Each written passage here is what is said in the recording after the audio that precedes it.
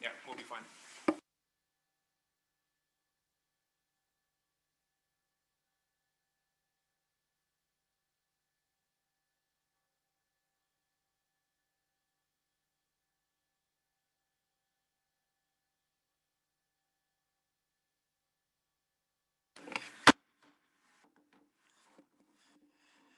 Good afternoon, everyone. It's my pleasure to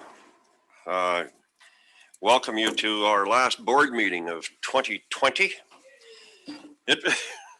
Subdue the cheers, because it has indeed been an interesting and challenging year. And I'm sure that I speak on behalf of everyone when I say that I'm hopeful for a much better year in 2021.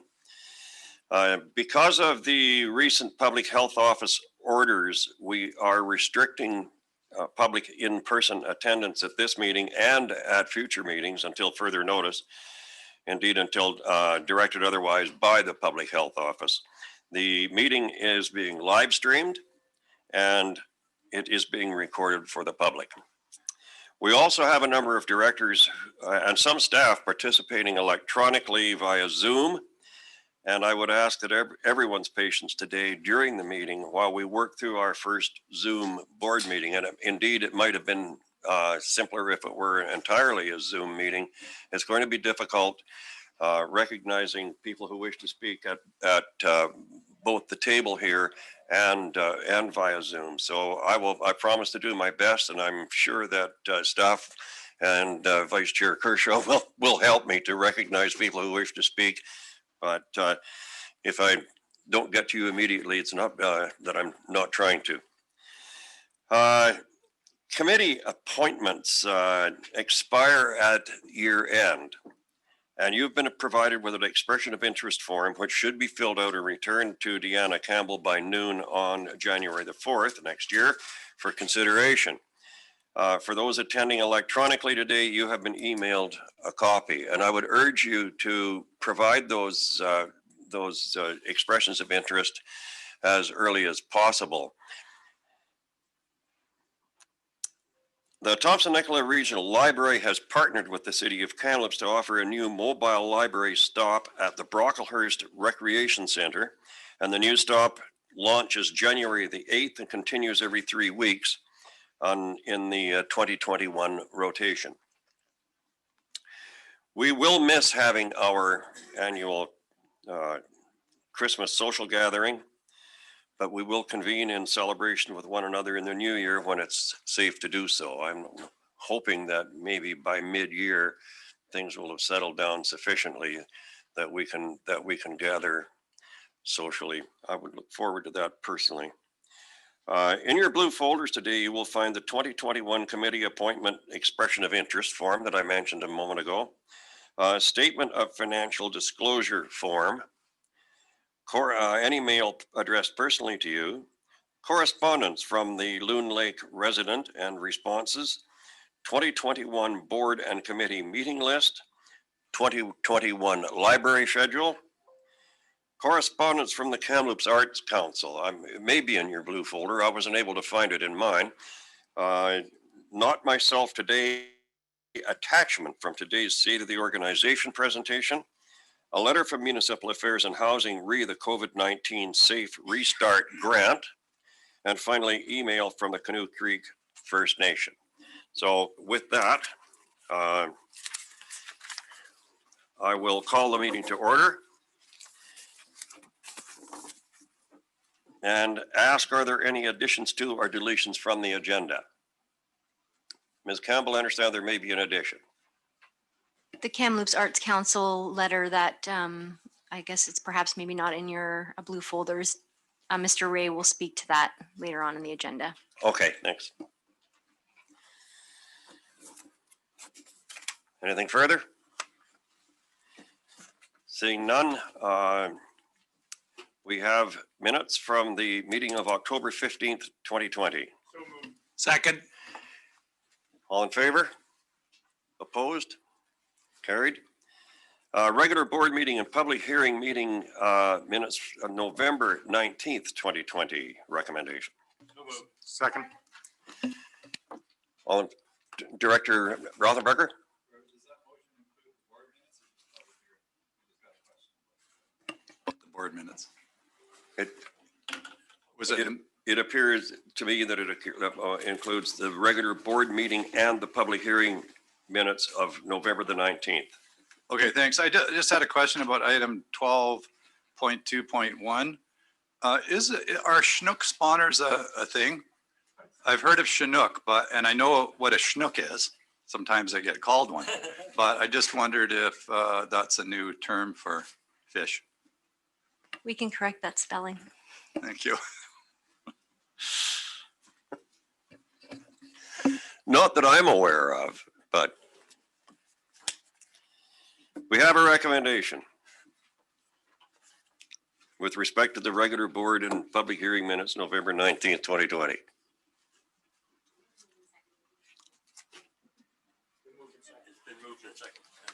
All in favor? Opposed? That's carried.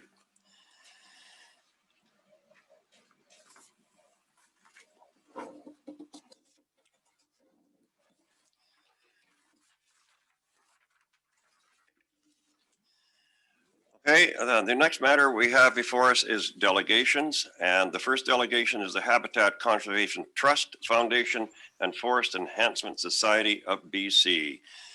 We welcome Mr. Buffett, CEO of Habitat Conservation Trust Foundation, and Mr. Kozuki, Executive Director of Forest Enhancement BC. Great, thank you everyone. It's Dan Buffett from the Habitat Conservation Trust Foundation. I just want to do I guess a mic check and just make sure that everybody can see the presentation in the Zoom. It looks Excellent. good, Dan. Perfect. Great. Thanks, Steve. Well, again, thank you very much for the opportunity to speak. Stephen Kozuki from the Forest Enhancement Society is joining me today on this presentation. And we're going to talk about the investment that both our organizations have within the regional district when it comes to fish and wildlife and forest as well. And on the front screen there, the first slide there, you're seeing what we call a fisher, which is the largest of the weasel family in BC. And it's a jointly funded project between both our organizations. Ready to greet you. What we'll do is lead you through a presentation, talk about both our organization and a number of projects that we have going on within the regional district. And so I'll talk just to give you a quick sketch of the Habitat Conservation Trust Foundation. We're a foundation that we fund conservation projects in BC, fish and wildlife, and we also provide a number of education resources to help people learn about nature and the fish and wildlife within BC. And just hand it over to you, Steve, for a quick sketch too. Yeah, Forest Enhancement Society, we were created by the provincial government just a few years ago. They gave us some funding. And what we do is we ask for proposals from all around the province to help enhance the forest. And it's been great to see quite a number of really high quality proposals come right from within your regional district. And we do have wildlife enhancement in our portfolio, but when we looked around, we saw that there was the Habitat Conservation Trust Foundation, who had been established for a long time, and they have a ton of expertise in terms of financial management, technical biology experts on staff, and so we thought it would be a really good idea to partner with them on some of our projects. Thanks, Dan. And it gives you some background about the Habitat Conservation Trust Foundation. So we are a nonprofit charitable foundation. We were founded in 1981, and so we're coming up on our 40th anniversary. But where we started was that fishermen, hunters, guide outfitters, and trappers got together and said they were willing to pay an additional cost on their license fee if it was to go towards projects that the government typically doesn't fund, and it really enhances the project. So that's where we started back nearly 40 years ago. And since that time, with that funding and a number of other funding, we've invested more than $189 million in grants for nearly 3,000 projects. Now, to give you an idea of our income, that amount that comes from trappers and fishermen and hunters is nearly $6 million a year. We bring in another sources of other income from court awards and which are sort of fines. Provincial government provide some additional funding for specific projects like caribou and mussels. But one of the big important projects is our partners, and that's where the Forest Enhancement Society comes in and brings another key source of funding that allows us to fund a number of projects. So we receive proposals from people generally in the fall of each year, from First Nation, academics, government, individuals, anybody with a good idea for fish and wildlife. We usually receive nearly 300 proposals a year. We then take those and we have technical teams made of experts from government and contractors, consultants. We then evaluate each of those proposals every year. And usually we are only able to have enough funding to fund about half of our projects. So this year was actually a banner year for HCTF. We set a record for investing nearly just over $9 million throughout BC. So that's our highest investment ever. And within the regional district here in Thompson-Nicola, there was 13 major projects for a little over $500,000. So some of the projects that you might be aware of on the picture on the right here is a bighorn sheep. So there's a bacteria that's spread from domestic sheep typically into the native wildlife that creates essentially a pneumonia and is fatal more specifically on the wild bighorn. So they're doing some testing right here on this bighorn here. We've invested a number of money in white sturgeon that's in the mid-Fraser area, and that's putting together some knowledge, understanding how the Nunchaku sturgeon hatchery affects the natural sturgeon, and looking at sort of where important population habitat needs in that area. We've invested in the sapsucker on the bird side as well too, which is a woodpecker. So the Williamson sapsucker is a woodpecker in the trees and is a species at risk, and looking at their habitat needs. The other part of our program at HCTF is investing in schools. We have a number of schools in the K-8 that are called wild schools, and that is getting kids out into nature. A number of elementary schools in Kamloops and Chase are typical areas that we've got a number of wild schools, and we fund a number of facilitators that really help teachers bring kids out to nature. Obviously this year in COVID, our education resources, we had to turn quite a bit and create a lot of resources that allowed teachers to stay at school, families at home. And so we really took a lot of our resources, put them online, and modified them quite a bit this year to meet a number of the COVID needs. And just to give you an idea of the spatial distribution, you're just looking at a map on the regional district here of different types of projects. What's really unique about the regional district here is you see a number of these icons with a little wave or 3 waves there, and that's all the small lakes that's really housed within the regional district that many of you are aware of that we have. So there's a lot of funding that's going to aerators on small lakes, looking at fish, mortality, how to manage a lot of the small dams and weirs and manage the water that flows through these lakes as well. And that's a really unique aspect in this regional district that we just don't see in other regional districts. And I'm just going to hand it over to Steve now to talk a little more about the investment of FESBC in the regional district. Yeah, so for forest enhancement, kind of a provincial overview is that we have so far funded over 250 projects valued at over $233 million, of which about 30% has gone to projects that are led by First Nations or have significant First Nations involvement. And that's important because one of the things that the province wants to do is to increase the participation of First Nations in the forest economy, which in turn helps us down the path towards reconciliation. So we have 5 different pockets where we categorize our funding, and our second biggest one is wildfire risk reduction, 58 million. Your region has been very active on this file. Obviously, you and the people that live within your area see wildfire risk reduction as an important priority. So kudos to you, and kudos to all the great partners that we have, you know, from Logan Lake to Merritt to Kamloops and all around. Stand rehabilitation, which is just improving the forest health in certain areas. Wildlife, Dan spoke about that, and most of our funding is partnered with the HCTF.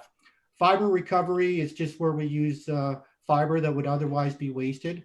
We do a lot more than what it appears there, because when we use waste fiber left over after logging, and we use it to create green bioenergy, either electricity or heat in other jurisdictions. Well, even though we're using fiber, because we're not burning that fiber in piles out in the forest, which releases a lot of greenhouse gases, not only carbon dioxide, but also methane and nitrous oxide, which are very potent. And so we slot those into our forest carbon management category. And in addition to avoidance of slash burning, two other activities that we do that helps contribute to improving greenhouse gases is planting trees in areas that otherwise wouldn't be reforested. For example, after a wildfire, which we experienced quite profoundly in 2017 and 18, and also fertilizing forests. And the reason why those trees help with greenhouse gases is because, like most living things on Earth, when they grow, they accumulate carbon in the tree, just like humans do in our bodies. And as those trees grow, they're sucking that carbon dioxide out of the atmosphere. And that's why fertilization has a good greenhouse gas benefit, because when we make the trees grow faster, they sequester the carbon faster. Next slide, Dan. So just some examples from your particular area. We've been very active and successful with Arrow in partnership with Domtar to use some of this fiber that otherwise would have been burned. North Thompson, Adams Lake area. Logan Lake has been very proactive through their community forest in utilizing fiber as a result of the treatments that they're doing to reduce the fuel loading and reduce the severity of a fire that would happen adjacent to their community. So to protect their citizens, protect their communications, emergency access and egress from the community, communications and other emergency services. Bonaparte Indian Band, again, wildfire risk reduction. There's a community forest near Lillooet, and there was a treatment in the Fountain Lake area in Lower Nicola, and just 3 new projects that were just very recently approved. In Kamloops, the First Nation wanted to use some of the leftover waste fiber from logging and make a compost out of it for land remediation. More utilization and with Arrow and many others, including Westwood Fiber. So hats off to the folks in your area, and if you know of anybody that could use funding to improve the forest or improve the climate change around greenhouse gases, please encourage them to give us a call or look at our website. Thanks, Dan. Now, as you can see, Steve and his crew there, they bring a wealth of forest expertise and academics, and that was one of the great components of the partnership between both our organizations. Is from the HCTF side, is the FESBC brings together science and people and academia and industry that have really helped projects and that funding as well too, to make projects happen, whether it's extending fully funding projects or being able to fund projects that wouldn't have been funded otherwise. And so both our organizations have been working together on a partnership since 2016. I talked a little bit earlier about using the grant application, and really just recognize FESBC because they've committed over $5.5 million to HCTF since 2016 for a lot of wildlife projects. So at the beginning of the presentation, you saw the Fisher, and so that's one of the joint projects that we're working on and improving habitat and working with the forest industry and practices, how to improve and maintain Fisher habitat within that sector. Another project is looking at moose. There's a number of moose projects within the area, so the more western area of the regional district here. And again, working with a number of other, whether it's First Nations in the province on in finding ways to improve that forest resilience for moose habitat as part of the forest practices. And of course, we have on the top right corner, you see a bat there, and we've got a number of projects with the BC Conservation Foundation working on a lot of outreach in your regional district too, and just getting people to recognize the value and importance of bats and things they can do. So today was really just, the presentation. I appreciate your time today. And it was just about Steve and I coming, letting you know of the good work, the partnership that's going on, and the investment that both our organizations are putting, because we both really are funding organizations and putting that money in the hands of experts, which are people and within the regional district here doing all that boots on the ground and that expertise. So we're just here to facilitate that, but just want to let you know that there's a lot of projects going on and a lot of great people within the district there that you are well aware of. And so we'll continue to do that. And I don't know if there's time for any questions, but there's our contact information there on the screen if you'd like to follow up at all. Thank you, everyone. Well, thanks ever so much for your presentation. And it was interesting, and it was also encouraging. I found it quite encouraging. If there are any questions for Mr. Buffett or Mr. Kazuki, by all means, address them. Please let us know to whom you're addressing the question, either Mr. Buffett or Mr. Kazuki. Thank you. Director Schaefer. I would like to address it to both men. What's being done about the wolf population in the North Thompson or throughout BC? Well, I guess I'll take a lead on that from the wildlife side. So in terms of the population, so it is, and you've probably read this before, it is a complicated, issue in terms of the wolf. I mean, it does, it's connected with moose and caribou, but it all comes down really with a lot of habitat. And so the population itself with moose, there is, I know a lot of discussions about predation in hunting. Our perspective at HCTF is we're continually focused on the habitat, which is really the larger issue. It's a long-term issue, and so that's where our focus is on the habitat side, rather than looking at the population side of wolf which resides with the province. And so I know that's maybe indirectly answers the question, but that's about what I can offer from an HCTF perspective. Yeah, and the only thing I might add, Dan, you could unshare your screen, by the way. Oh yeah, thank you. Is that, I guess both of our organizations, we've been involved in funding collaring projects, maternal penning projects for caribou. And these are things that will assist with the recovery. In terms of the management of the wolf population and the politics of it, FEST doesn't have any comment because we don't have any jurisdiction or authority. And we leave that for the experts and the politicians to figure out. Are there any other questions for either of these gentlemen? Yeah, Director Blackwell here. Yes, go ahead, please.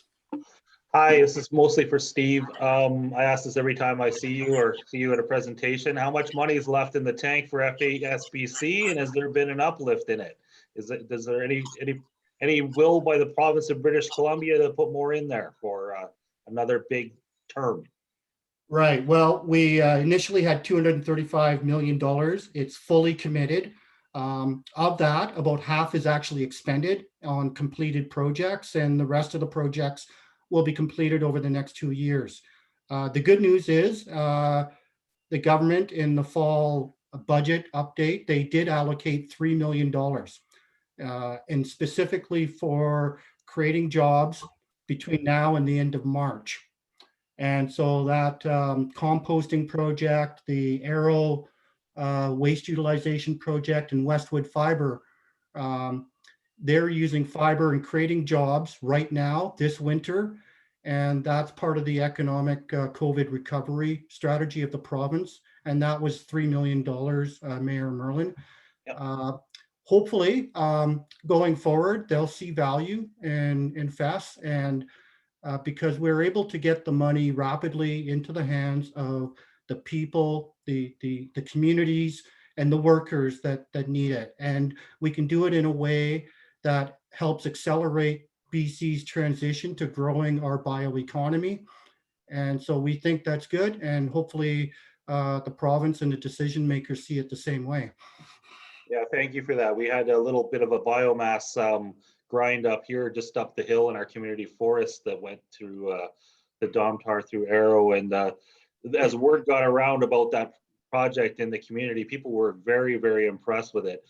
I think we're just on the beginning edge of that type of project. And I fully hope the provincial government moves forward with funding to help support those kind of initiatives. I think it's a fantastic thing to do, especially in air sheds. Thank you. Thanks, Director Blackwell. Does anyone else have a question for either of these gentlemen? I do. Thanks, Chair Gillis. This is Director Rice, and thanks, Dan and Steve, for presentation. By the way, very critical to rural areas is that that we maintain the health and keep moving forward. Quick question though, when you say if you're looking for funding, be careful what you wish for. First of all, and mine sort of goes to the funding thing. I'm just wondering, with the dire straits of the Chilcotin and the Thompson Steelhead, have you ever been approached for funding by like the BC Steelhead Society or anybody to address those two, ongoing issues? Thanks. Yes, thanks for the question. It's we've jointly funded projects in coordination with the society. I think right now given the dire straits, it's more of, I think, the province trying to determine sort of clear next steps and engaging with nations. So I think until that sort of has to not completely resolve, but have some direction, then I think there'll be more opportunity at that time to engage on some proactive on the ground work. But yeah, it's as I'm sure you are well aware, there's a lot of politics, a lot of other work. And so, unfortunately at this time, other than doing some monitoring, we do have a number of monitoring projects for steelhead and a number of the rivers that are going on now, but not that proactive work that's going on, like for example, moose and sturgeon and a lot of other work. Because I think it's at this point, unfortunately, it's a little bit premature till some of these other issues get resolved. Thank you. I appreciate the information. Thank you. Thank you. Are there any further questions? Seeing none, I will thank you again for your presentation, and we look forward to hearing more from you in the future. Great. Thank you, everyone. Have a good meeting today. That brings us to the next delegation, which is Mr. Bob Price on behalf of the Stump Lake Ranch regarding commercial traffic on Highway 5A. Good afternoon, everyone, and Board Chair Gillis, Vice Chair Kershaw. I thank you so much for providing us with this opportunity today to come before you through this marvel of technology. 40 years plus on the radio, and I still am amazed at what we are able to do with technology. I wanted to bring you up to speed on some concerns raised, not new to you, but renewed. I'm here today on behalf of Stump Lake Ranch owner Bruce Chernoff, who cares ever so deeply about his employees, their families, his neighbors, and really the unnecessary danger posed by non-local commercial truck traffic on Highway 5A. I am assuming, before I go much further, that my screen is shared with you. Is that correct? Correct. Yes, it is. Wonderful. So yes, indeed, we have come down this path before, and for some reason my screen is not working. There it is. We've come down this path before, this road before. It was 2013 when former MLA Kevin Kruger actually came before this same panel seeking to ban heavy truck traffic on the Old Merritt Highway. While the TNRD board of that time enthusiastically supported the effort, Mr. Kruger's campaign unfortunately ran into a roadblock within his own government. But then after 2013, a number of safety improvements were in fact made along 5A in the hopes of reducing the number of serious crashes involving semis along this route. But sadly, that year, 2013, according to information from a Freedom of Information request filed by Stump Lake Ranch, 17% of all crashes on 5A involved commercial transport trucks, not quite 1 in 5. 5 years later, 2018, the situation, despite improvements, despite increased enforcement, was actually even worse, as the number of big truck crashes on the route climbed 9%, up to 26% of all crashes, or more than 1 in 4. Shocking. And frankly, the reasons are obvious. Careless, reckless driving by too many of our truckers unfamiliar with a windy highway with no shoulders and poor sight lines.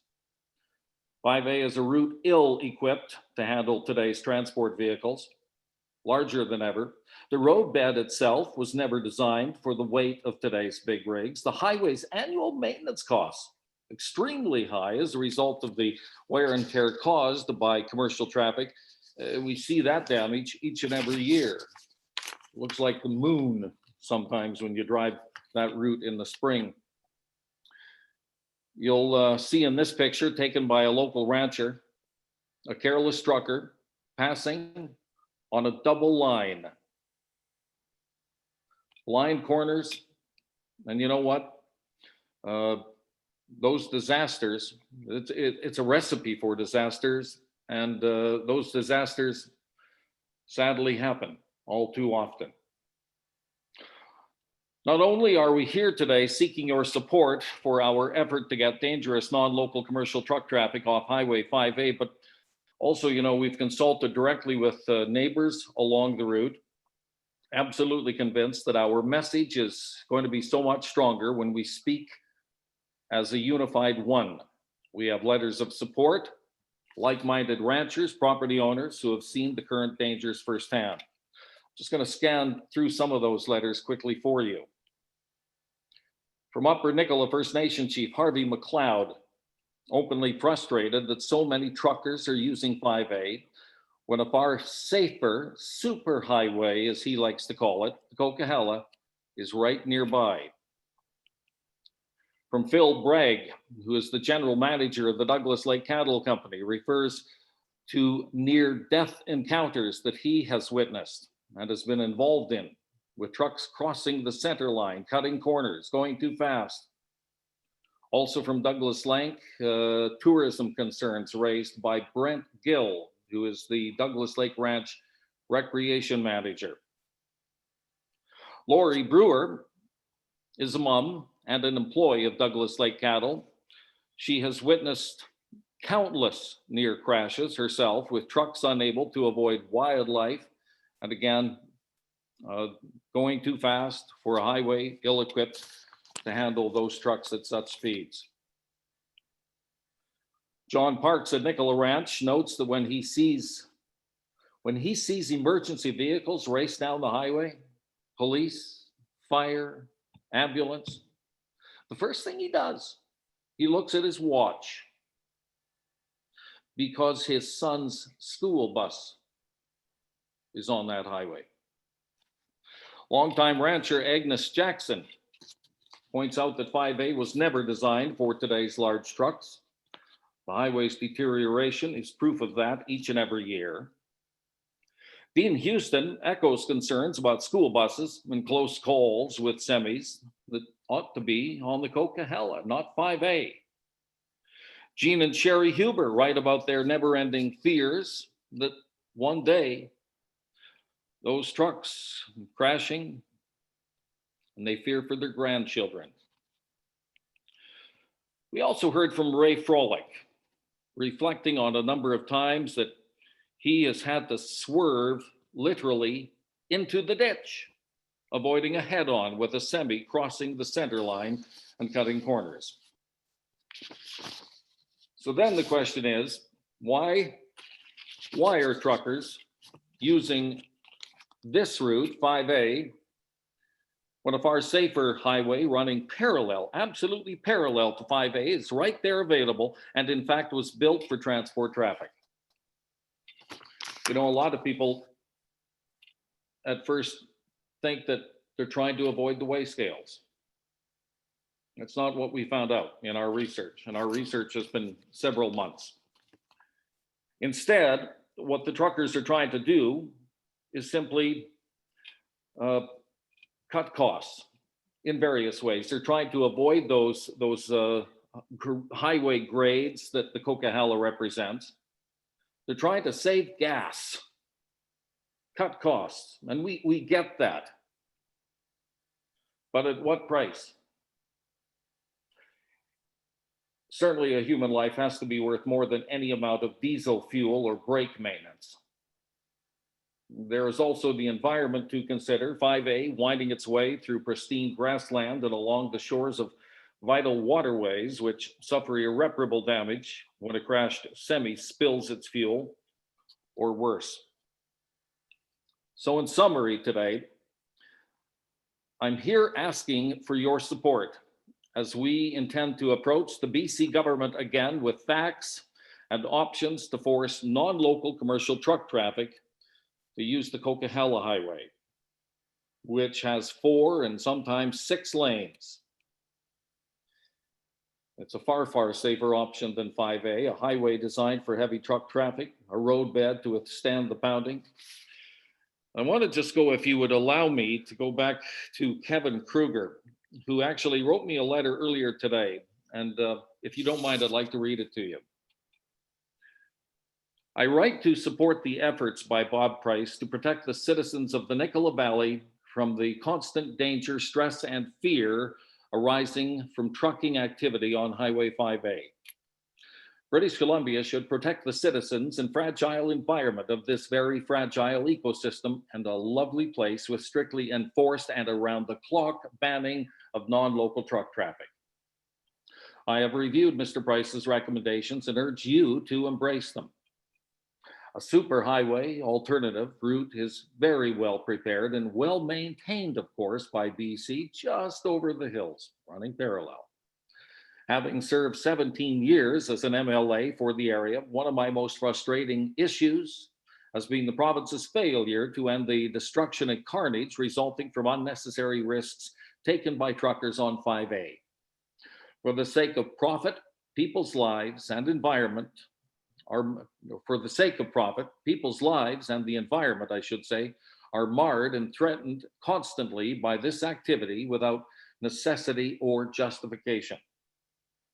An outright elimination of non-local trucking traffic is therefore justified. The new government of BC and Premier John Horgan have a powerful mandate to save lives of residents and visitors by doing the right thing by acting immediately herein. I am willing and ready to assist with my shoulder to this wheel alongside Bob Price to protect the people of this area in every appropriate way. Sincerely, Kevin Kruger, MLA for Kamloops and these valleys, 1986 to 2003. So that is why we are here today. We want to go to the province again and present the fact that there are remind this government, a new government, that there's a better option for those truckers, a safer option, and it makes good economic sense as well. But most of all, it protects lives. If you have any questions, fire away. Thank you, Mr. Price. I'm sure you're aware that this matter will be referred to the January meeting for consideration. In the meantime, Director Stamer has a question. Thank you, Mr. Chair, and thank you, Mr. Price. I enjoy listening to your voice again. It sounds like we're just listening to Radio NL. So thanks very much for that. Just a couple of points. A question and a point is, number one, I think this goes back to when the initial conversation was had with MLA Kruger at the time, is that by doing something like this, does it set a precedent? And the other thing is that by doing that, if it is, would the provincial government then have to recognize that this highway is unsafe for commercial traffic. And then the other one is that if we're going to be, it's one thing to restrict, highways for weather conditions and spring breakup. If this was to proceed, how many other arterial highways could be impacted in British Columbia this way? This could limit resource extraction, food and goods delivery for isolated communities and so on. So I'm not saying I don't agree with you. I'm very familiar with Highway 5A. We used to have a logging company. And so I understand why these trucks are, avoiding Highway 5 mainly because of the fuel savings and the risks that it poses to the local people that live there. But I'm just wondering, after you get past the first step, what else are you going to have to come up with as you go forward with this proposal? Thank you. Thank you for the question. We began this research nearly a year ago. We have looked in every jurisdiction in British Columbia.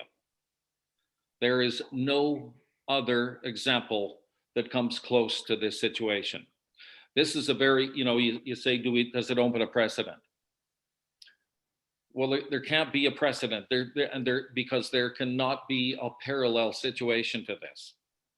There is no other situation in British Columbia whatsoever where you have highway and a highway running absolutely parallel. One is 4 and 6 lanes completely designed for and safer for heavy truck traffic. Another highway is primarily a route for ranchers. It's through pristine areas of grassland and waterways. The situation. Chair Gillis asked me on the telephone. How many other situations are like this in the province? The answer is 0.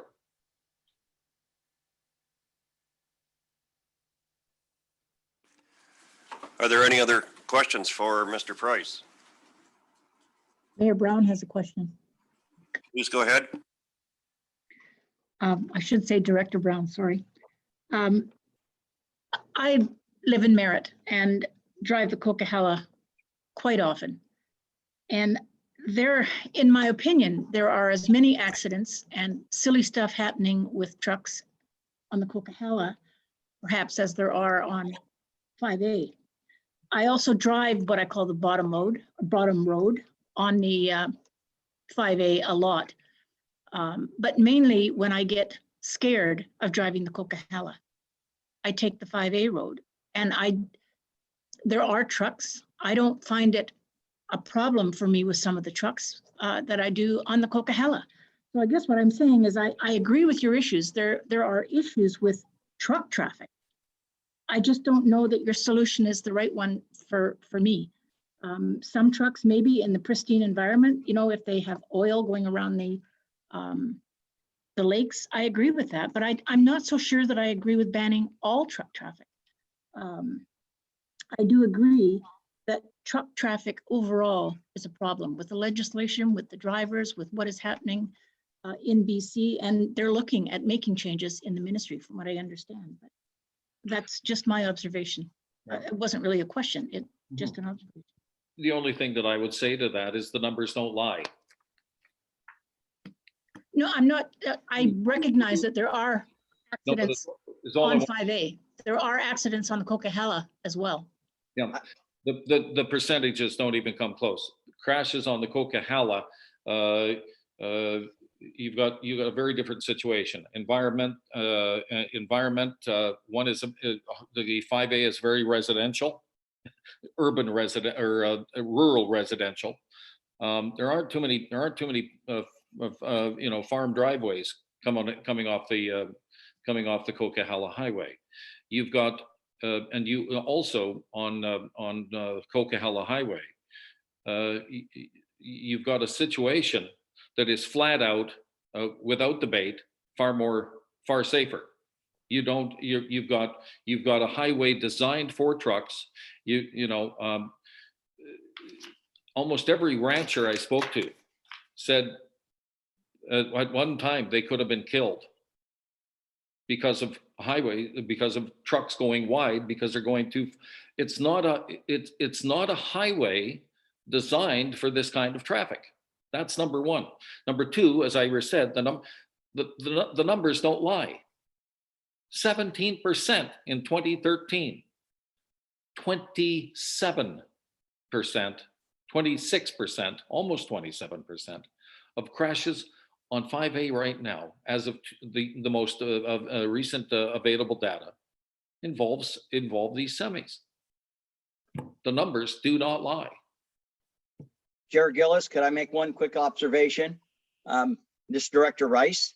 And just an observation, living in Spence's Bridge, when I go to Kamloops, and I like to take the alternate route once in a while because there's only two ways to Kamloops from Spence's Bridge, that is my favorite route because it is pristine. It's a beautiful drive. The only thing that keeps me from taking that route is the semi trucks because it's a beautiful drive, but you are dealing with those damn semis on there and stuff like that. And I know that seems like a little reason maybe or something like that, but you know, there's not that many routes like that in this area and stuff. And it is such a pristine and a beautiful drive.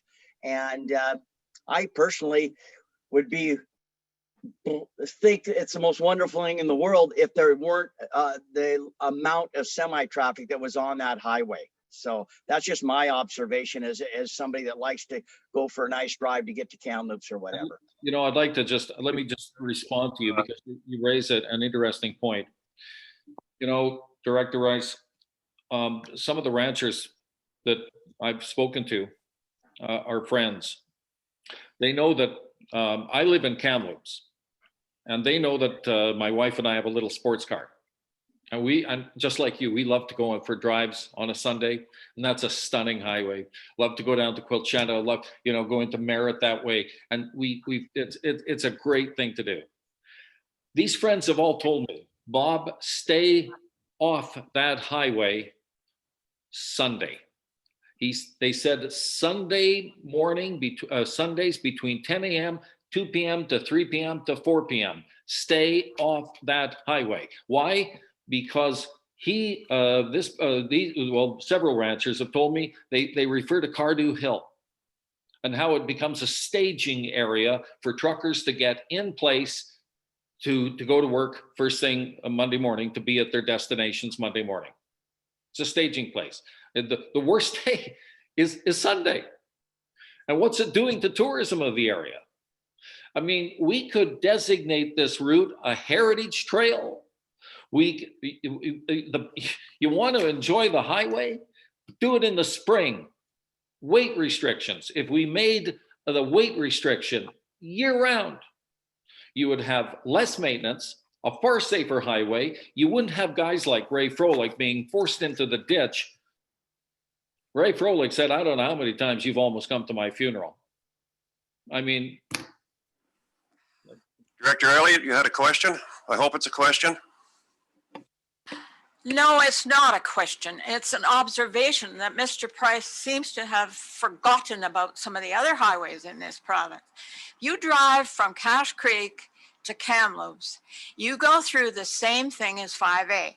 We have cattle, open pasture land, all of us doing the same kind of driving around the commercial vehicles. We need those commercial vehicles. I've been around this regional district the better part of 50 years, and I have heard the same thing about 5A for almost all of those 50 years.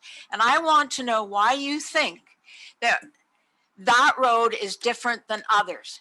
I tried to get a left-hand turn lane in Cherry Creek in 2004. It took me to 2015, and the RCMP and ICBC said to me, you have to kill people before we will look at changing the road designation.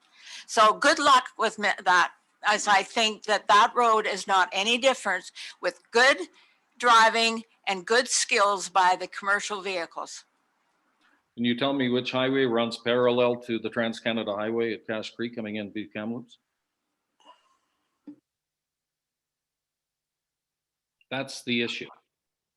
That is the issue. The issue is not trying to the issue, we are not, this is not a criticism, an attack on the trucking industry. It's a point of why are they on this highway many of them are inexperienced, 2-lane highway, rural and populated, versus when they have a highway meant for them less than a kilometer away. Director Rothenberger, did you have a question? No, just an observation that I think we're debating with the delegation now, and I totally agree with you, Director Rothenberger. I have a question. Director Quinn. Is this ban going to include logging trucks and cattle liners? Yes or no? Logging, what we are seeking is to do something about the non-local commercial traffic. Not the area ranchers, not the locals that depend on it. No. Thank you. Are there any further questions for Mr. Price? Director Roden here. Thanks, Director Roden. Please go ahead. Hi, just a statement about the Coquihalla. I don't drive that area a lot being from Ashcroft, but I do follow it a lot news-wise for a variety of reasons. And I know that the Coquihalla, in addition, as Mr. Price says, and it is good to hear your voice again, Mr. Price, thank you. In addition to being designed for the type of traffic that is now currently using 5A, which of course is very close, the Coquihalla is continually being improved by the Minister of Highways. They put in the sensors a couple of years ago now that are able to detect what the weather is doing there and reduce the speed limits accordingly. Warnings are regularly given, warning people about that highway. And so I think that the Coquihalla, for a lot of reasons, should be the preferred route for truck drivers, simply because there are safety measures. It was designed with them in mind. There are safety measures that have been put in place since with them in mind. And I have no doubt that in continued safety measures will be put in place as those continue to evolve. You can't put those on every highway. They're going to be put, it stands to reason, on the big commercial highway that was designed for that purpose, not on Highway 5A, making Highway 5 much safer. I know that since the recent safety measures were installed, there have been far fewer incidents in the wintertime closing the highway. There's been less loss of life. We agree. Thanks, Director Roden. You and I should talk about this sometime. Are there any other questions for Mr. Price? Mr. Chair? Yes. Director Graham, can I speak? By all means. First of all, I'd like to thank Mr. Price for a well-done presentation. And I have one question. First of all, the stats show more accidents, and I have no reason not to believe you. Those stats may well indicate more traffic, but have you anything to say how much more traffic today as it was 5 years ago? You know, sadly, you've heard this in the news headlines. I'm still an old newsman at heart, and we submitted our Freedom of Information request to the government, and by regulation, we were supposed to get an answer 30 days later. It took us 5 months to get just the data on the crashes. So we have not been able to ascertain any car counts, any vehicle counts for 5A. We can assume traffic is up because traffic is up everywhere because more people live here than ever before. But no, I do not have an answer for you to quantify that. So I'm sorry. Okay, thank you, Mr. Price. Are there any other questions for Mr. Price? Seeing none, I have a couple, Mr. Price. Go ahead. How did you define commercial vehicles when you said that the accidents involving commercial vehicles had risen 9% over 6 years? Business. I'm sorry? Business. Okay, so one-ton delivery truck. Yeah, well, considered to be a commercial vehicle, correct? Well, we're talking semis, trailers in that form. We're not talking about a Loomis vehicle. We're talking big. We're talking. None of them are 18 wheelers anymore. They're all about 30 or more. But that's what we're talking about. When you submitted the Freedom from Information request, was it with respect to heavy trucks, or was it with respect to commercial vehicles? Heavy commercial vehicles. Thank you. And by what percentage of all accidents increased on 5A, if any, over the same 6-year period? Don't have that. We focused our efforts on the fact that commercial semis that don't have to be on that road, that could just as easily, except for 3 to 5, a couple of gallons of gas. Yeah, you've made that point, Mr. Price. How many trucking company owners did you interview? We consulted with the BC Trucking Association, and they, as you might imagine, are not supportive of our of our proposal. But what we're looking for is we want to be able to go to the province. I have only one last question, and that is, did you speak to any commercial vehicle safety and enforcement personnel? Absolutely, we did. Absolutely, we did. And I saw no, in your presentation, which I read carefully, I saw no responses from that department. Nope, they're not allowed to speak. Okay, thanks ever so much. Anybody else? Thank you, Mr. Price. We'll be reviewing it in a month. And what is the process, if I can be so bold as to ask, when we would find out whether we have your blessing to forge as we forge ahead? I'm sorry, say again? I'm wondering what the process is from your body when a determination would be made at the next meeting whether to write a letter of support. Is that as I understand? That's correct, yes. Thank you very much. Thank you again. All right.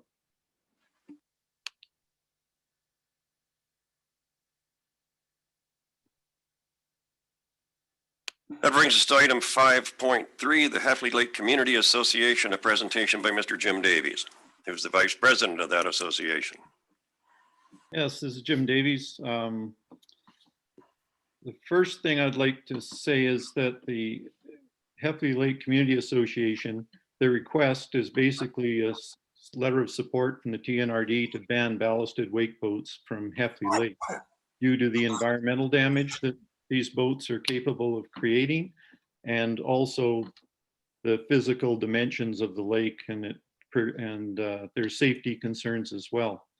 So we have supplied the board with a PowerPoint presentation, and there's extensive scientific studies that we've attached to it, as well as letters of support from the Kamloops Native Band, business owners, and we of course represent the property owners within the watershed area of Heffley Lake. So rather than take up the board's time to review that extensive documentation and everything, we were hoping that the board had an opportunity to review the PowerPoint presentation, the scientific documentation and supporting letters, and we would be available for questions if there are any. Is there any question? Are there any questions for Mr. Davies? Director Rothenberger. Thank you, Mr. Chair. I did read the PowerPoint presentation, Mr. Davies. It was very well done, very compelling. I just wanted to be clear on a couple of points, if I may. In one part of the presentation, it refers to limiting engine power or types of propulsion. I assume that you feel that legislation provides for the possible banning of ballasted wake boats on the lake, that it's in place. Are there other examples of other lakes where this has occurred, that type of ban? No, present legislation that by Transport Canada does not allow local authorities to specify a particular type of watercraft. Since 2007, all across the country, and the community associations, local governments, and lake owners and everything have been noticing the impact of wakeboard boats. However, the government or the Transport Canada would not consider implementing restriction on that particular type of watercraft without the scientific documentation.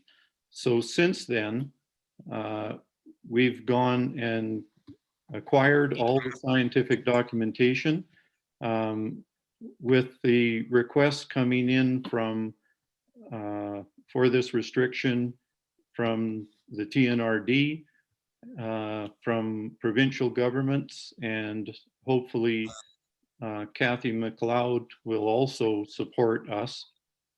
We will ask Transport Canada to allow this type of restriction to be put onto this type of watercraft. Director Rothenberger? So you're expecting that legislation would have to be amended? Yes, legislation has to be amended. Okay. Thank you. I have one more question, Mr. Chair, and that's just in regards to the process. And I know you covered this in your presentation as well, but I just want to be clear that from this point on, so you're gathering support now for your position, and then you make the application to Transport Canada, and you're not asking for TNRD involvement per se beyond this letter or expecting it? I'm looking at the jurisdictional issue here. I just want to be clear. Yes, I quite understand your concerns, and I've been in conversation with the staff and indicated that it's our intention that all communications that are made from here on in would be copied to the TNRD staff for them to start a file on it.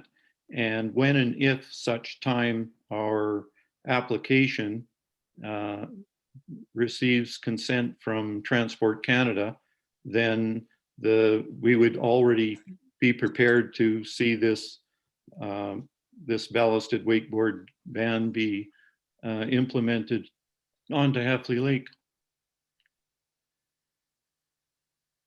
Thank you. Director Stamer. Thank you, Mr. Chair. Mr. Davies, thank you for your presentation. Question on your request. Are you looking also for a reduction in horsepower, and what about sea-doos? Absolutely not.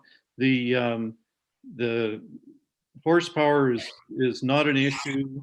Other types of recreational watercraft are including sea-doos and everything. They don't create large enough wakes to do the environmental damage that was documented in the scientific studies.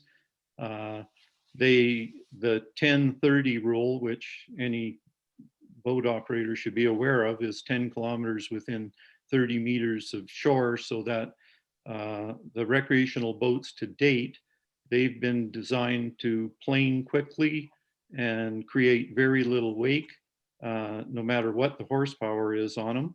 Wakeboard boats, on the other hand, they can create a wave, 4 to 5 feet high, that basically lakes have never been designed or never see in their natural state a wave of that dimension that'll impact the shoreline and properties and disrupt a vertical water column 6 meters deep. Thanks for that. Yes, I'm familiar with what the boats can do, Mr. Davies. I'm wondering about with sea-doos, though, is that certain models do have the ability to have ballasts, such as the one that I have. and they do create a fair amount of wake. Is that something that you've looked into? Yeah, it's not a concern of ours at all as far as the operation of sea-doos. If the actual Transportation Canada restriction may not be specific to ballasted boats. It may end up, Transport Canada may say the wake surfing may be the restriction rather than the actual boat itself. But until we get community and provincial support for that, Transport Canada won't review any application for the restriction. Does anyone else have a question for Mr. Davies? Seeing none, I will thank you for your presentation, Mr. Davies, and I want to say that I'm embarking on my 10th year on this board. Some directors like Elliott and Watson would probably say that qualifies me as a newcomer, but I have been here for 10 years. I've reviewed a lot of presentations from delegations, and yours, to the best of my recollection, is the best documented and certainly most thorough and thoroughly detailed presentation that I've seen, and I congratulate you on that. Thanks ever so much for it. Thank you very much. If I could make one other quick comment. The Heffley Lake Community Association and our watershed area has been under severe attack from the Douglas fir bark beetle. So last year, the Heffley Lake Community Association members paid $5,500 to protect the trees in mainly the private and some public watershed areas in and around Heffley Lake. This year, Mel Rothenberger donated $3,000 to the Heffley Lake Community Association, which is going to allow our members to purchase more patches to protect more of the forest in and around Heffley Lake. We also approached forestry. Forestry donated an additional 1,000 patches for us to be able to protect another 1,000 trees. And we've worked with the Tk'emlúps Native Band and forestry to set up a trap tree program on the public lands on the other side of the lake. So I'd like to thank Mel publicly for his support, and thanks the board for working with us. Thanks, Mr. Davies. That brings us to item number 5.4, building infraction. Cameron Lofto and Michelle Lofto, no building permit.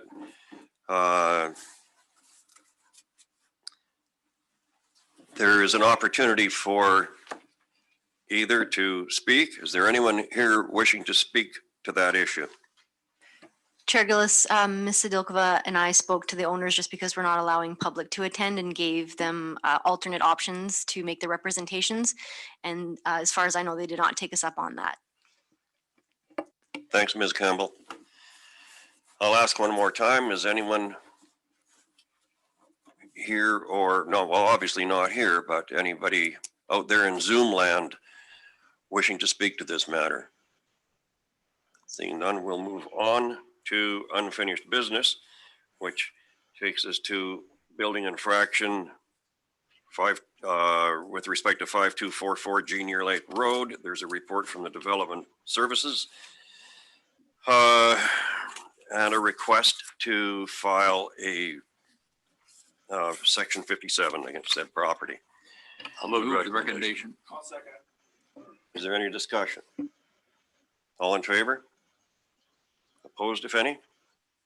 That's carried. Bylaws, zoning amendment bylaw number 2. Did I miss something, Director Sorry to Rutherford? interrupt. Well, under unfinished business with respect to the delegations, when we receive a delegation asking for a letter of support, do we automatically put it off till the next meeting now for a decision? And does that include the Heffley Creek request as well as Highway 5A? Just curious about that. As far as I know, there's nothing in the policy that precludes our consideration of that request right at the time, but it has been, I guess, because many of the delegations are making funding requests, and those have always been deferred to the following meeting, and we've just been doing it as a matter of course. I don't think I'm in the hands of Ms. Campbell at this point, but I don't think there's anything precluding our considering it at the same meeting. I'm comfortable with whatever process you prefer. I'm ready to make a motion with respect to Heffley, but if it's preferable that we wait, then that's fine as well. Ms. Campbell? I think it doesn't matter if you want to do it at the meeting where the delegations present. I think that's typically what the practice is in most other local governments. But now that we've advised the delegations that we're going to defer till the next meeting, you may want to defer and we can put it under unfinished business. But going forward, when a delegation presents and is asking for a letter, just for a letter of support, I think we can consider it at the same meeing. Thank you. Are Does you that okay work? with that, Director Rothenberger? That's fine. Thank you, Mr. Chair. Zoning amendment bylaw 2728. There is. Move the recommendation. Is there any discussion? I'm assuming that's recommendation number one. Yes. Okay, thank you. Any discussion? All in favor? We don't have a seconder. Yeah. It was seconded. Oh, okay. I think this is one of those cases where they're asking for forgiveness rather than permission. And that's kind of irritating, but it isn't something that was caught earlier. Thank you, Director Elliott. Thank you, Mr. Chairman. There's a long history with this piece of property. And I'm not going to bring up the history because the department covered it fairly well. But I'm really glad to see this because right now there's things on that piece of property that are being done illegally. This will form the parts that we get to do it legally, and we need it within the area. Thank you. Is there any further discussion with respect to recommendation number one? Seeing none, all in favor? Opposed, if any? Carried. Move recommendation 2. Has it been seconded? Is there any discussion? Recommendation number 2. Seeing none, all in favor? Opposed, if any?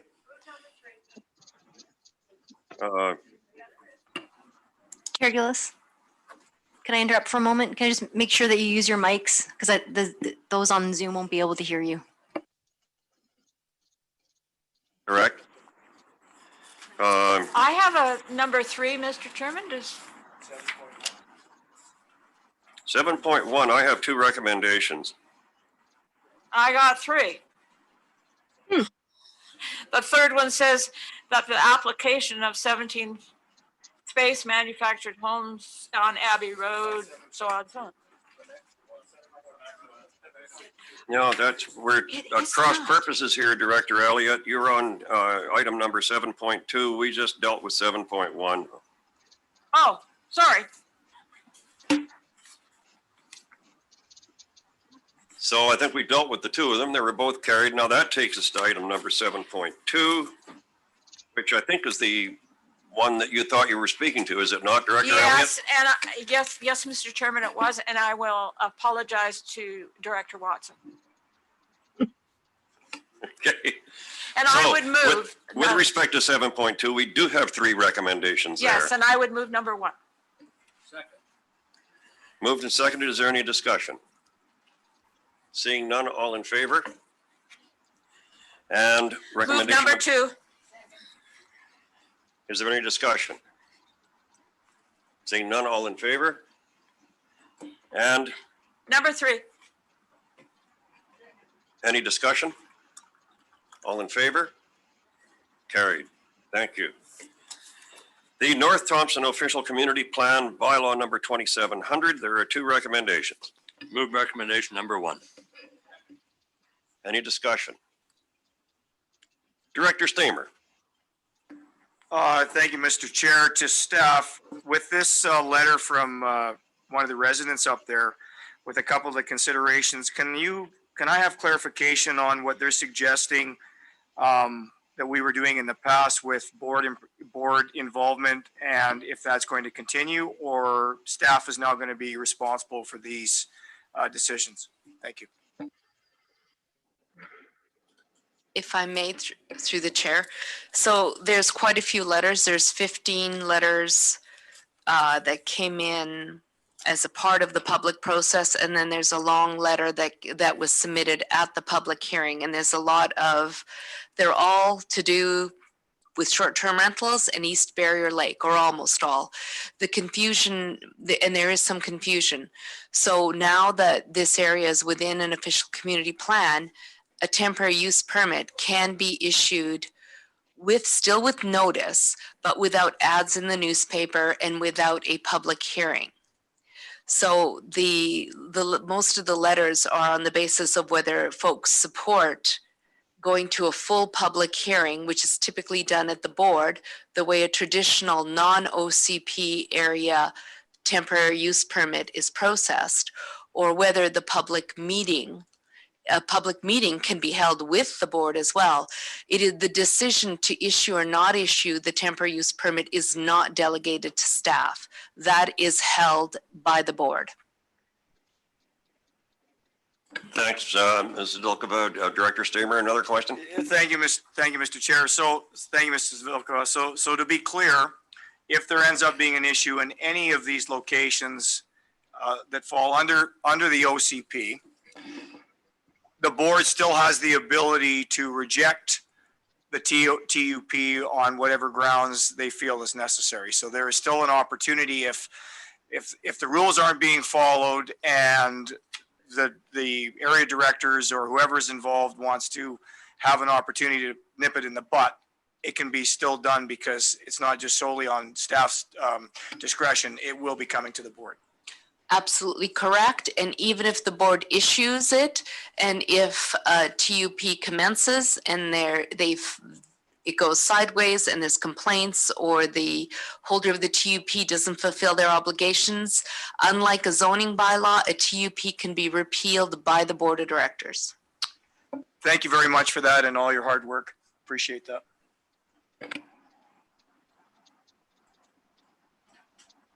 Is there any further discussion? Oh, Director Quinn. Thank you, Mr. Chairman. On page 3 of 6 of our report at the bottom, options for consideration number 1, that is what we're recommending. Is that correct? Correct, Mr. Zdolkova? Correct. Thank you. We chaired that meeting. It was the first time that we ever had an extensive phone input. It was kind of interesting once we learned how to mute each other. After that, it went very well.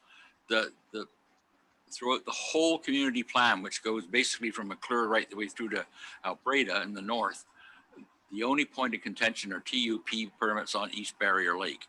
And I think basically what the concern was, they didn't want to see staff looking after it. They'd rather the board to do it. So what's here is an option for consideration, as at the bottom of page 3. And that's what the recommendation is. And after this, I just have a second recommendation to do later on in the meeting on this under new business. Thank you. Thanks, Director Quinn. Is there any further discussion regarding recommendation number 1? Seeing none, all in favor? Opposed, if any? It's carried. 2? I'll second that. And moved and seconded. Is there any discussion? Yes, I'd like to Director Kershaw. Yes, thank you, Mr. Chair. I'd just like to speak on this, because as this OCP for the North Thompson has generated the most conversation and thought that I have ever encountered in all my years on the board as a director. it is hard to preserve the quality that we've had for the past 20 years and to try to mold that into the next 20 years and get the same results. And I think this has done a very good job of it. And also, I'd like to point out that most municipalities within the region put extra pressure on us because actually the area we're talking about is the backyard for every municipality there is up and down the North Thompson River. So we're being brought in. And I'd like to thank Alex, Dan, and Regina for the work they've done. It's been fantastic. And I hope we covered every concern of every resident within the area. Thank you. Any further discussion on recommendation number 2? Seeing none, all in favor? Opposed, if any? None, it's carried.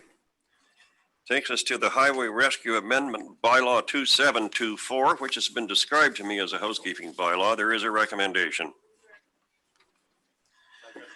Is there any discussion? All in favor? Opposed, if any? That's carried. 7.5, the Board Procedure Bylaw 2723. There are 3 recommendations. Move recommendation 1. It's been seconded. Second it. I thought I moved it, but it's okay. Moved and seconded. Then any discussion? Director Rothenberger. Is this where I can move an amendment? Or does that come after we? You Ms. can do Campbell? it. You can do it right now. Thank you. I would like to amend proposed clause 13.8, Which is? member voting, to read, the record of members who vote contrary to the majority will be entered in the minutes.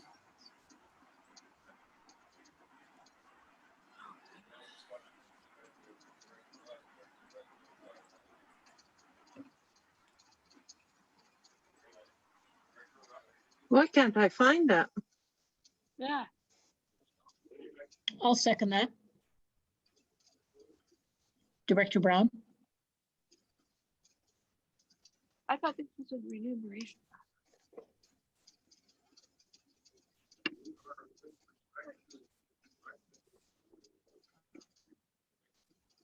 With respect to recommendation number 1, Director Rothenberger has moved an amendment. Is there any discussion with respect to his amendment? We don't know what. I'm just going to clarify that Director Rothenberger is speaking to a section of the Board Procedure Bylaw. Yeah, not the remuneration bylaw. And that's what we're on. I just want to be clear that if everybody is able to pull up the actual bylaw so you can see the section that Director Rothenberger is proposing to amend. It's Correct, Mr. Chair. I believe we're dealing with 7.5 on our agenda, Board Procedure Bylaw, and my amendment is with respect to clause 13.8.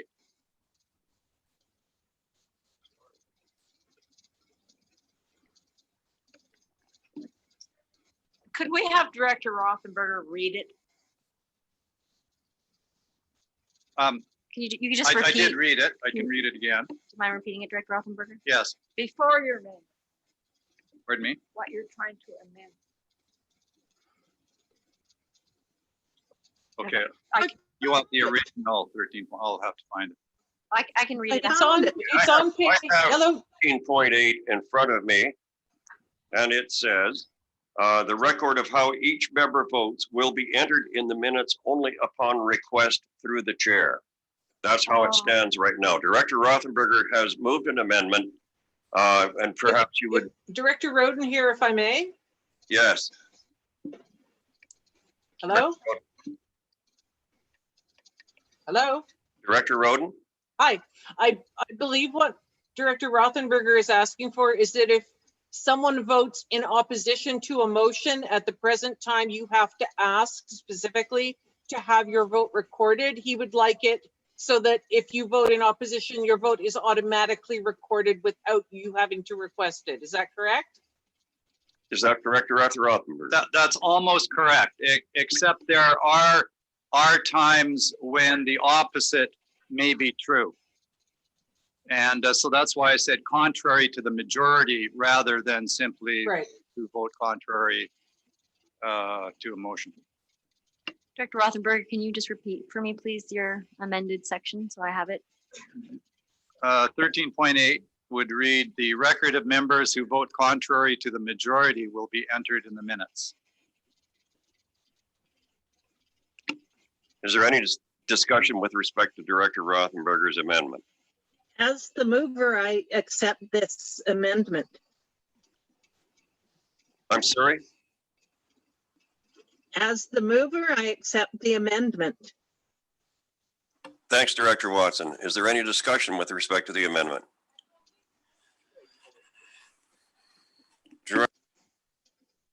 Hi, everybody. Merry Christmas. Because Director Watson is now saying that it's encompassed in the actual whole motion that she made, or is it actually an amendment to the motion? Because I want to make clear, I'm not voting on the whole motion. I'm voting on the amendment. Is that what's happening? Yeah. I think you're voting on the amendment. That's correct. Is there any further discussion with respect to the amendment? The amendment, as I understand it, would make every vote that was contrary to the majority vote automatically recorded in the minutes. Is that correct, Director Rothenberger? That's correct, Mr. Chair. Thank you. Is there any further discussion? Seeing none, all in favor? Opposed, if any? Well, it's hard to tell from the screen how. Let's start with those in person that were opposed. Director Schaefer, Director Quinn, Director Gillis, Chair Gillis.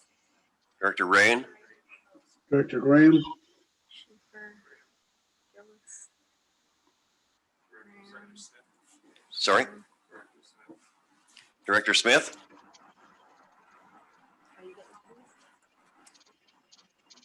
Are you polling in favor or opposed? Opposed. Opposed.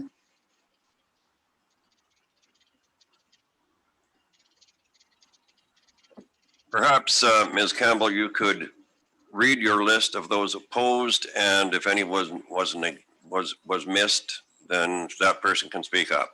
The recording secretary can correct me if I've missed anybody. Directors Rain, Schaefer, Chair Gillis, Director Graham, Director Quinn, Director Smith. Is there anyone else opposed whose vote has not been acknowledged? Then the amendment carries. Director Stamer. Thank you, Mr. Chair. So I'm not sure where this is on where we're at, but on part 5, order of business at the regular meetings, it's 5.1. And we get down to correspondence and it talks about action requested and information only. And I believe this could be coming up in the meeting a little bit longer, but I would like a little bit of clarification on if somebody sends a letter of support to the TNRD board, and I understand there are processes on how that letter gets filtered to the board, I would like clarification on why that letter doesn't come to the board directly. I'm a little puzzled as to your The reason I'm asking the question. I'm a little puzzled as to your term, a letter of support. Well, because I'll give you an example, is that there is a letter of support that was sent to the TNRD on behalf of a bus charter on November 27th for a company that wants to reestablish bus route from Kamloops to Edmonton. It is not on our agenda. It is not in our information package. So I'm wanting to know if there is a process where it goes through the chair and it goes through staff, whether that letter of support gets filtered through, or is it something that we should be looking at where that comes directly to the board, i.e. in the District of Barrier, if something is sent to the council, it goes directly to council. That's the way it works in our district. I'm just wondering if we need clarification on that going forward in this procedure bylaw, if it's even pertinent to what we're talking about here. I think it probably is. Ms. Campbell? I don't know if this is the place to discuss it because I don't I don't think our procedure bylaw specifically deals with correspondence. Our correspondence policy deals with how correspondence gets included on the agenda. But I do think it's worthwhile that we have this discussion, but perhaps maybe when we come to correspondence on the agenda. Does that satisfy you, Dart? Yep, thank you. Director Singh. Thank you, Mr. Chair. Great work. I think this is a good update to our procedure bylaw. I have just a couple of questions. One is on, I may have missed this when we first talked about it, 3.12, the use of video recording devices. And it says here, and it sort of seems to be linked towards order and decorum, that any video recording devices the chair can actually ask you put in a designated location at his or her discretion. I don't understand that. What's the reason behind having that in the bylaw? We could take it out. It was just always in the, it was in the original bylaw. And it's Yeah, I think that's in the modern day. That's the Yeah. media could get upset about that. I mean, there's also think I'd like to move amendment. We strike that from the Sure. from the procedure bylaw if it's possible. If I get a seconder. Is there any discussion with respect to Director Singh's amendment? Director Stamer. Thank you, Mr. Chair. What about closed meetings? Do we want to have, I'm just asking a question. I mean, we're in a public setting, we're in a public meeting right now. So whether I record this on my phone or not, it's still in a public setting. What about when we get to close? Do we want to have a situation where there aren't any other devices allowed, or, you know, what are we going to do with that? Thank you, Director Stamer. Director Singh, did you wish to address that? Yeah, thank you. I've always trusted that in closed meetings, we don't use our phones. That's a kind of an honor thing. Obviously, I'm talking about public meetings with this procedure bylaw piece. Dr. Stamer, it's a good point. Obviously, in closed meetings, we have to be confidential. But in open meetings, this as it reads right now, it covers everything. So, I mean, I think closed meetings are already covered within the community charter and other bylaws that we don't have to worry about. So, yeah, that's what I would say to that. Director Campbell, you have any further comment? No, I agree with Director Singh's comments. Thank you. With respect to Director Singh's amendment, is there any further discussion? Director Rain? 3.12. What section are we on again?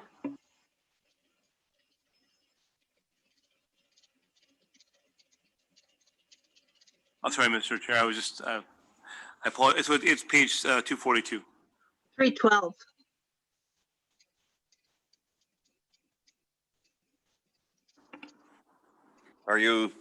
Have you got it there, Director Rain? Is there any further discussion with respect to Director Singh's amendment? Seeing none, all in favor? Opposed, if any? I don't see any contrary votes, Director Singh, so I'd say that's carried. I have another question for you, Mr. Chair. Oh, no, really? I apologize for this, but this is an important piece for us. And we talked at length about getting things out of closed meetings and having a piece of in the order of business, which is on page 244 of the closed meetings. Is this closed meeting matters piece here, number 3? Is that where we actually talk about the idea of bringing things out of closed meeting? Director O'Reilly raised that as a practice we have with the city. So I was wondering whether it needs to be more like, you know, items we run out of closed potentially is the language we use at the city. It's very helpful for kind of getting things out of closed. So I don't know what we want to do there. Dr. Singh, are you referring to the order of business? I am. Yes. So under reports, there's regular, and I can make this more specific or explicit. And then we have closed meeting matters brought forward. So the intention of that is where a motion was passed in a closed meeting to bring a matter out of that closed meeting, then we would bring it forward in the open meeting under that section. Okay, so yeah, but so on the closed meeting, it says closed meeting matters, but it doesn't say brought forward. It says closed meeting matters. So it's kind of unclear to me actually what that actually means on page 244 of the agenda package. So I just wanted to get some clarity as to where is that the part of the agenda where you're actually bringing things forward, or is there other things under that piece of the agenda? Same section as you. Okay, I'm on page 244. I'm on sections 5.2. Oh, under the Order of business. Oh, sorry, maybe that's not clear. So closed meeting matters is just a general subject heading of whatever the closed meeting matter is that we're discussing in that closed meeting. Right. So do we need something there saying to bring forward out of closed? Sure, we can, yeah, we can add a section in there. No, under Director Singh's referring to the order of business, so the closed meeting agenda, 5.2. So we have closed meeting matters that we discuss. And then beneath that, we can replace 4 and make adjournment 5 and have a section 4 that's the section. Yeah, matters to be brought forward out of closed or whatever. Yes, yeah. So okay. that's where we have a motion to bring it out of closed. Thank you. Sure. Okay. Thank you. So I make that amendment. Thank you. Is there any discussion with respect to Director Singh's amendment?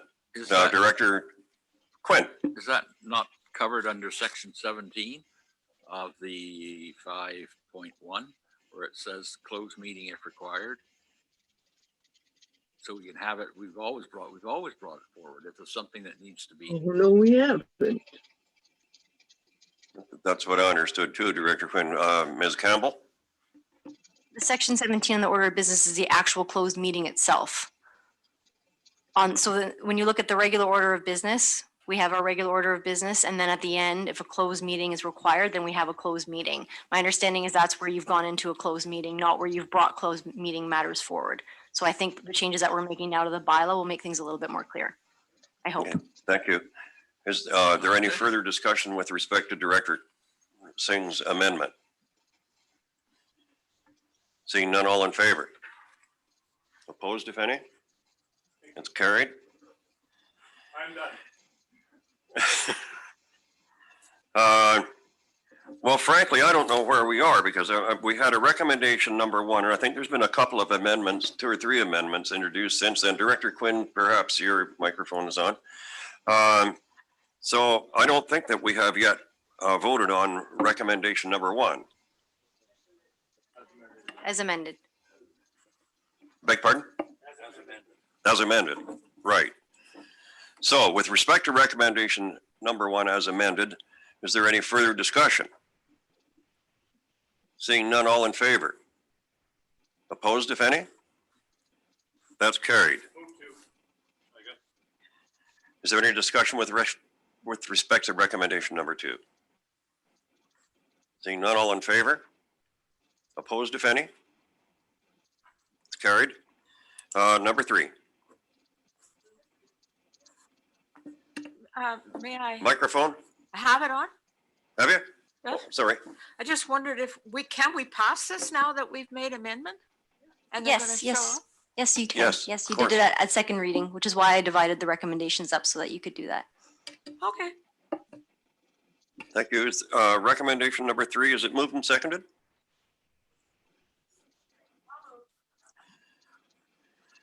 Is there any discussion? Seeing none, all in favor? Opposed, if any? It's carried.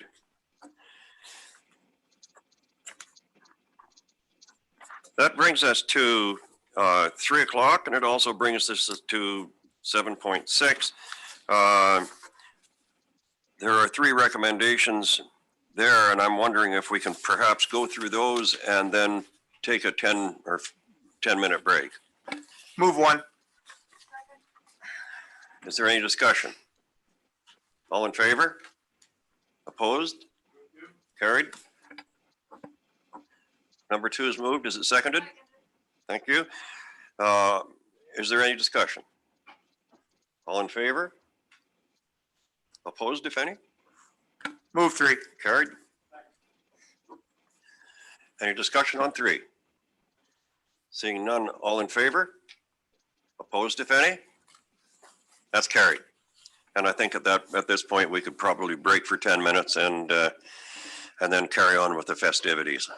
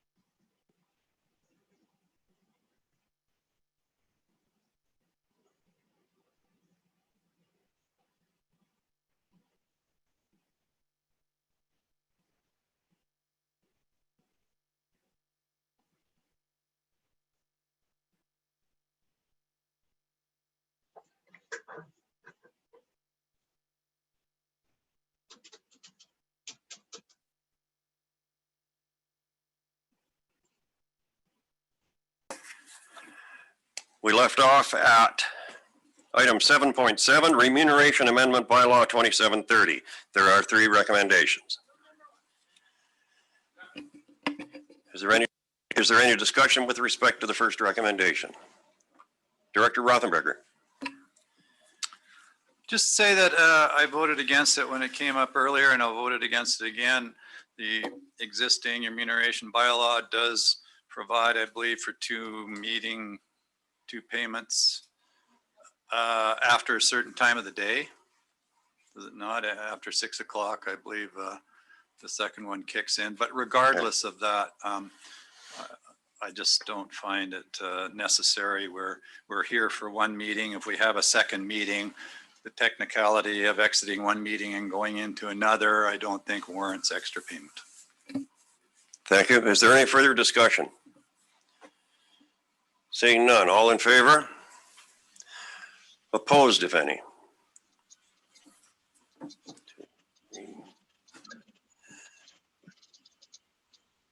I would say that recommendation 1 is carried.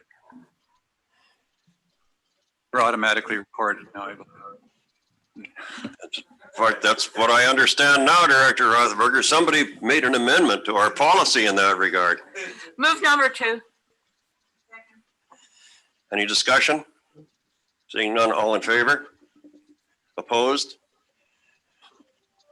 I see 3 opposed. I don't see any on this. Oh, sorry. Is that Director Brown?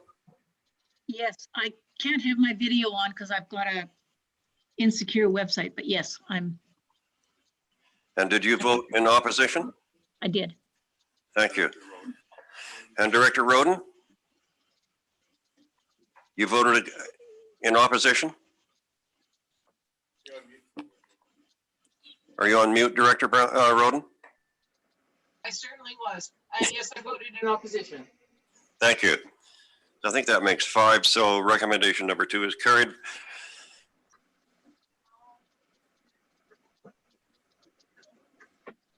Moved and seconded. Is there any discussion on number 3? Seeing none, all in favor? Opposed, if any? 3, Director Roden, and thank you, Director Brown. Okay, that makes 5, I think, opposed. Is that correct, Ms. Campbell? Okay, then recommendation number 3 is carried. That takes us to the Provisional Financial Plan Bylaw 2727, and I believe that Director of Finance Ray has a presentation on that topic.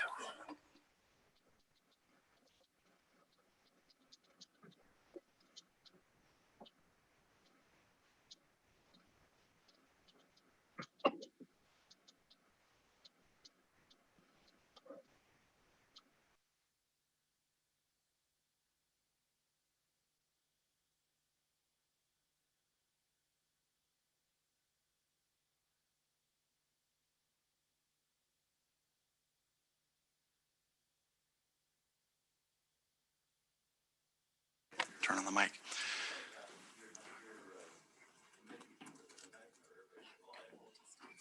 Yeah. Okay, thanks everyone. Short presentation on the provisional budget bylaw. So just as a quick preliminary overview, a reminder, I think most of you heard this from me before, the difference between the provisional bylaw and the final bylaw that will come back to the board in March. The provisional bylaw, there's no change in the assessment base. So we don't have any new data from BC Assessment for 2021 assessment values yet. So this is still built using the 2020 assessment data. So in that sense, it's the same as tax base as the 2021 budget. So that also means that we don't have any new growth data for new construction, anything that's expanding the tax base that way. That will come in the new assessment data we get that will incorporate it into the final budget, but we don't have any of that information as yet. There's some estimates built into this provisional budget because we're putting it together before the year is completed. The year-end surpluses that get carried forward and applied as a revenue for 2021. It's a guess at this point, an educated guess, but an estimate based on where we've been at partway through the year. With the final budget, we'll update the budget to have the hard and fast numbers that we'll determine in January. And likewise, capital projects, we've got some projects that are partway complete. So again, the estimate of what will have been spent in 2020 and what's left to rebudget to complete the project in 2021. It's an estimate at this point. At the year end, we'll know exactly how much we actually spent in 2020 and exactly how much of the budget is left. And we'll do that adjustment on the final budget. What this does incorporate is any changes in services or service levels. So for example, we've incorporated where we've had new staffing positions approved by the board in 2020. Those have been incorporated into the 2021 payroll estimates. The final budget has to be adopted by the end of March, and the Local Government Act requires that that be finalized by the end of March. We'll update the assessment data with the 2021 data when it's available before then. And as I said, the estimates currently in the budget will be replaced with actual numbers where that makes sense. And that's the budget that'll actually set the taxes for 2021. So I tend to look at the provisional budget. We've done a lot of work on what our spending plan is for 2021, what we think the cost will be, and what resources we're going to require to provide the services in 2021.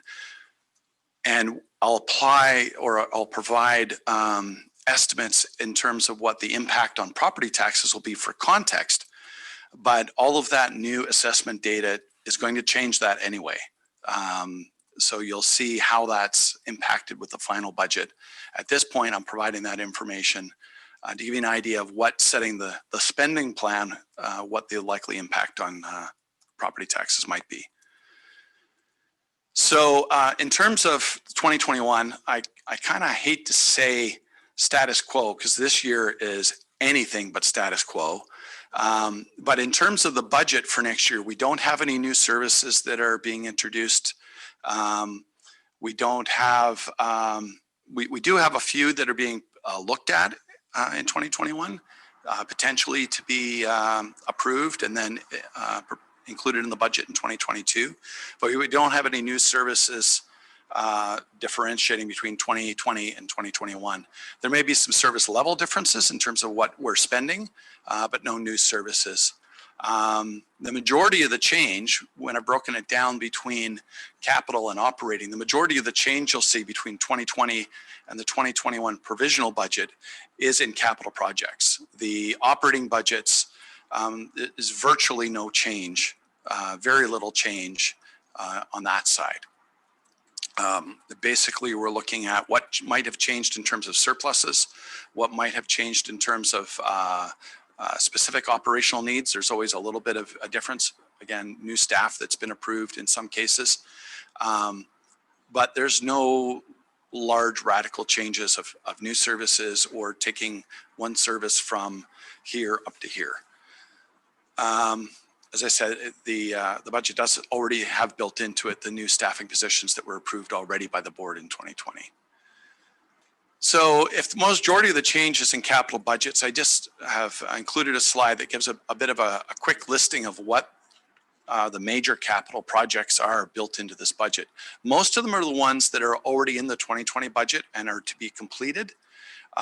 There's just a few new ones that have been added that I'll point out, but the water meter installation completion, that's completely being funded by a grant, and that's been carrying on. We should have the most of the work completed in 2021 and use up the remainder of the grant funding being carried forward. The Eco Depot construction in Cache Creek and Ashcroft has started in 2021, but the actual construction, I think, will take place in 2021. And that's mostly being paid for out of the solid waste management reserves, I believe. There are other, I labeled them as minor solid waste management projects that make up part of the total budget that Jamie and his team have put together. But the Eco Depot is the big one. The other ones it's just a large volume of smaller ones. Pritchard Water Treatment Plant, we've got approval this year for a grant, 100% dollars to construct a treatment plant there. It was included as an estimate in the 2020 budget, so it's being rebudgeted in 2021 to have the work actually complete. Black Pines Well Development, several years ago, we had a grant approved there. It requires still a public assent process that's expected to take place in early 2021 to get the community assent process for the MFA borrowing for the community's portion of the budget and for that to move forward. But it's been rebudgeted for that work to be completed. Some fire hall construction in Loon Lake and Tobiano, a combination of borrowing, grants, and savings. The library we had put into 2020, and now we've rebudgeted in 2021, roughly $6 million to construct a new library branch, but we're still at the process of determining a site. And I actually expect that money to be spent not all in 2021, but over the next few years. There's also some other capital set aside in there. Majority of that is intended for Plans and Sun Peaks. Mission Flats is again another roll forward. So we purchased what's been referred to as the old sign shop, Mission Flats, this year, and there's some money in there to fully renovate and do some upgrades to the property, make it suited for our use. The other things are things that are new this year. The Civic Building, the roof is due to be replaced and the HVAC needs some upgrades. So that's been included in there. There's roughly $400,000 for the project. Some of that money is coming directly out of the Strata Corporation savings and some of it coming out of operating reserves for the TNRD's portion. And then there is, and this isn't necessarily capital, but I included it in the list because it's a large amount. The COVID-19 restart funding that we recently received, it's been included in the budget. My expectation is that at the end of the year this year, we'll look at any 2020 expenses that are going to be applied against that money. The rest of it will be recognized as a revenue and put into a separate reserve so that we can track it specifically and keep it separate from any other revenues or spending. And then 2021 provisional budget, the full amount is allowed for to be spent in 2021. It shows up as a line for COVID-19 expenditures. The precise projects that's going to be spent on, still some recommendations coming. We're doing some homework on it, and some decisions to come before the board to be made early in 2021. But regardless, it's in the budget. In terms of the operating reserves, this is just a general picture of what we have at the end of 2020, what the budget's calling for. Quite a lot of it is draws on reserves in 2021. The library, you can see there, if we went ahead with some of those construction projects, we would basically use all the money and maybe a little bit more than what we currently have available in the reserve. So the goal has actually been to grow those reserves. And if there's still some timing differences where the spending takes place over a longer period of time, that gives us a little bit more time to hopefully add to those reserves. But in general, you can see the 947 coming out of the reserve for the COVID-19 restart. The one that you see money going into is solid waste management. Now, solid waste management, when we do the financial planning for the solid waste management service, we do it over a 10-year horizon. We look at, and I have to say, Jamie and his team do a very detailed job on this, a very detailed projection of what the revenues are going to be over the next 10 years and what the expenses are going to be. And then we look at what we think we can set the taxation rate at for that 10-year period to essentially project it to be flat for the 10 years. And this is where the operating reserve comes in. Currently, I think we've got a little bit more money in the reserve than we strictly need. the 10-year projection shows us drawing on that reserve, setting taxes at such a rate that we'll end up drawing on that reserve over the next 10 years, so that it comes down to closer to a $5 million balance at the end of the 10 years. And so one of the things that's been done in the provisional budget is a projection for a decrease in the property taxes for solid waste management that will force the reserves over this kind of a curve. It just happens that in the first year, the balance is such that setting the taxes at that level, we're still putting money into the reserve, but over the 10 years, it's going to be a drawdown. I know I've said this in the past, but a lot of that has simply been a matter of things in the budget that didn't need to be spent, and that had us holding on to more money than we thought. But that's part of the whole budgeting process.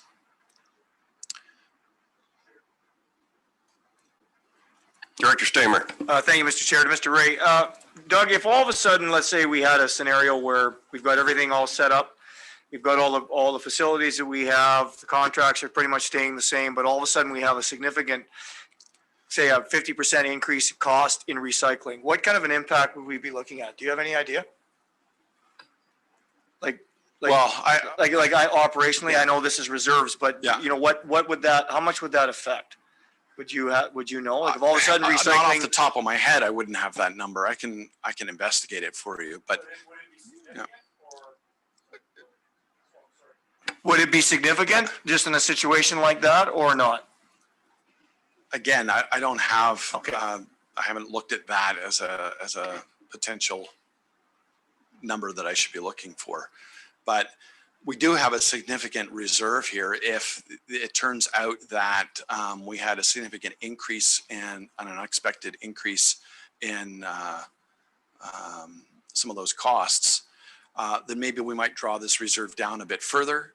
Maybe we'd start increasing taxes again, in small increments year by year to make up for that.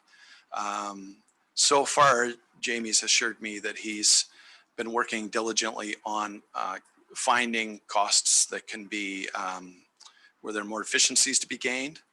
My question, what really was in drawing down this reserve, I didn't want to set the taxes at a point where we get the reserve drawn down and now our taxes are significantly less than what our annual operating costs are, and we have to be forced to have a sudden tax increase.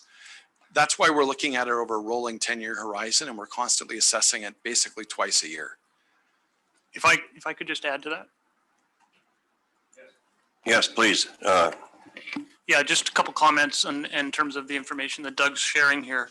One of the things that really did impact our projection here in terms of costs on the long term, the board will recall, when we re-tendered our 5-year operating contracts for this entire solid waste program, because we split the region into 3 sub-regions, we came up with significant savings, roughly $1 million a year. So that is really added in terms of not drawing the reserve down as quickly as we had previously forecasted. So that is actually good news.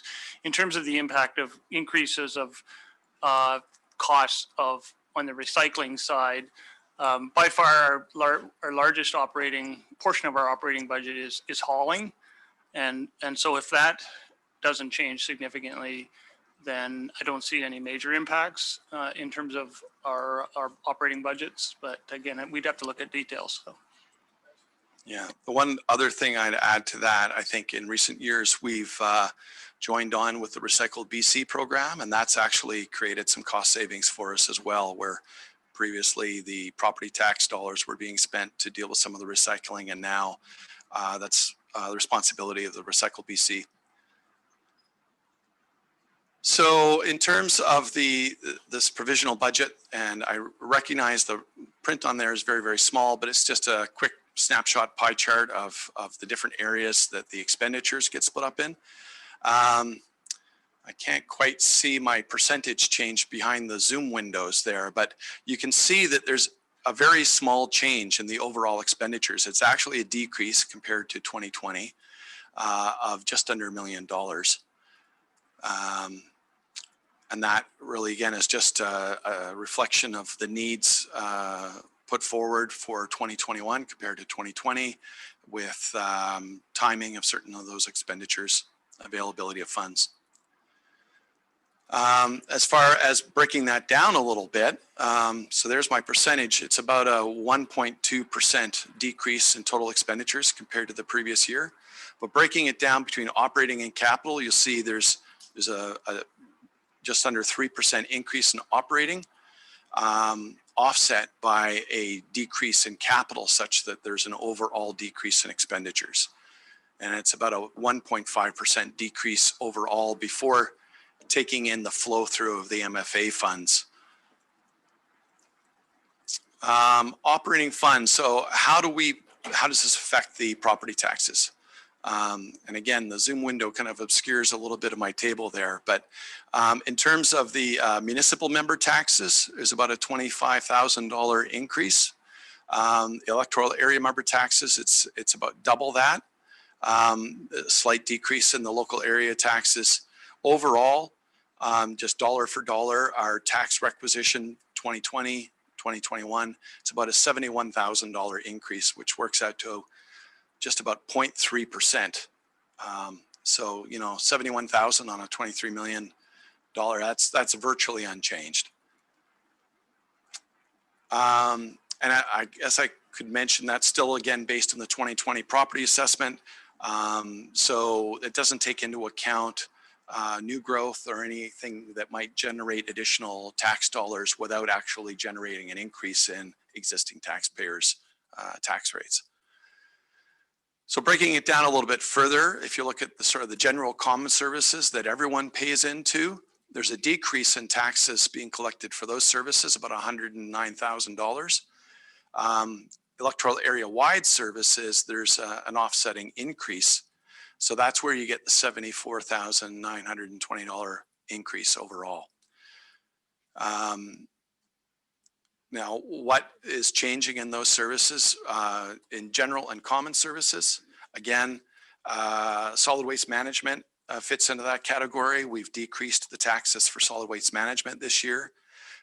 There's also a bit of a decrease in taxes for library, where last year we were collecting some of the taxes for new growth and transferring money into reserves. There's a much smaller transfer to reserves for library this year. On the EA-wide services, primarily I saw a bit of an increase in the mosquito control service for North Thompson, which some municipalities pay into as well. And that was really, it had dipped last year and now it's kind of normalized again. And there's also a little bit of an increase in some of the electoral area services. The discretionary funds for each electoral area, there was a direction from the electoral area directors to increase that budget by $1,000 each for 2021. And in some of the electoral area economic development services, we had put some money in there a few years ago that had created some surpluses that those services have been basically living off of for several years without having to tax to fund the budget. And in some of those areas, they've now used up that surplus. And in order to have budget to work with for 2021, we are now beginning to tax more for those services than we did in 2020 to refill the bank for those services. Those are the main areas of change. Breaking it down a little further, it gives you an idea for those general common area services, how much is municipal area tax, how much is the electoral area tax. If you look at the municipal area, member municipality taxes, it's a very tiny change. So on a, over $10 million tax requisition, this change has decreased by just over $3,000 in the general and common services. In the EA-wide services, it's a little bit more of an increase. For the electoral area members, it's a bigger decrease and a bigger increase, but it all nets out to a very small change overall.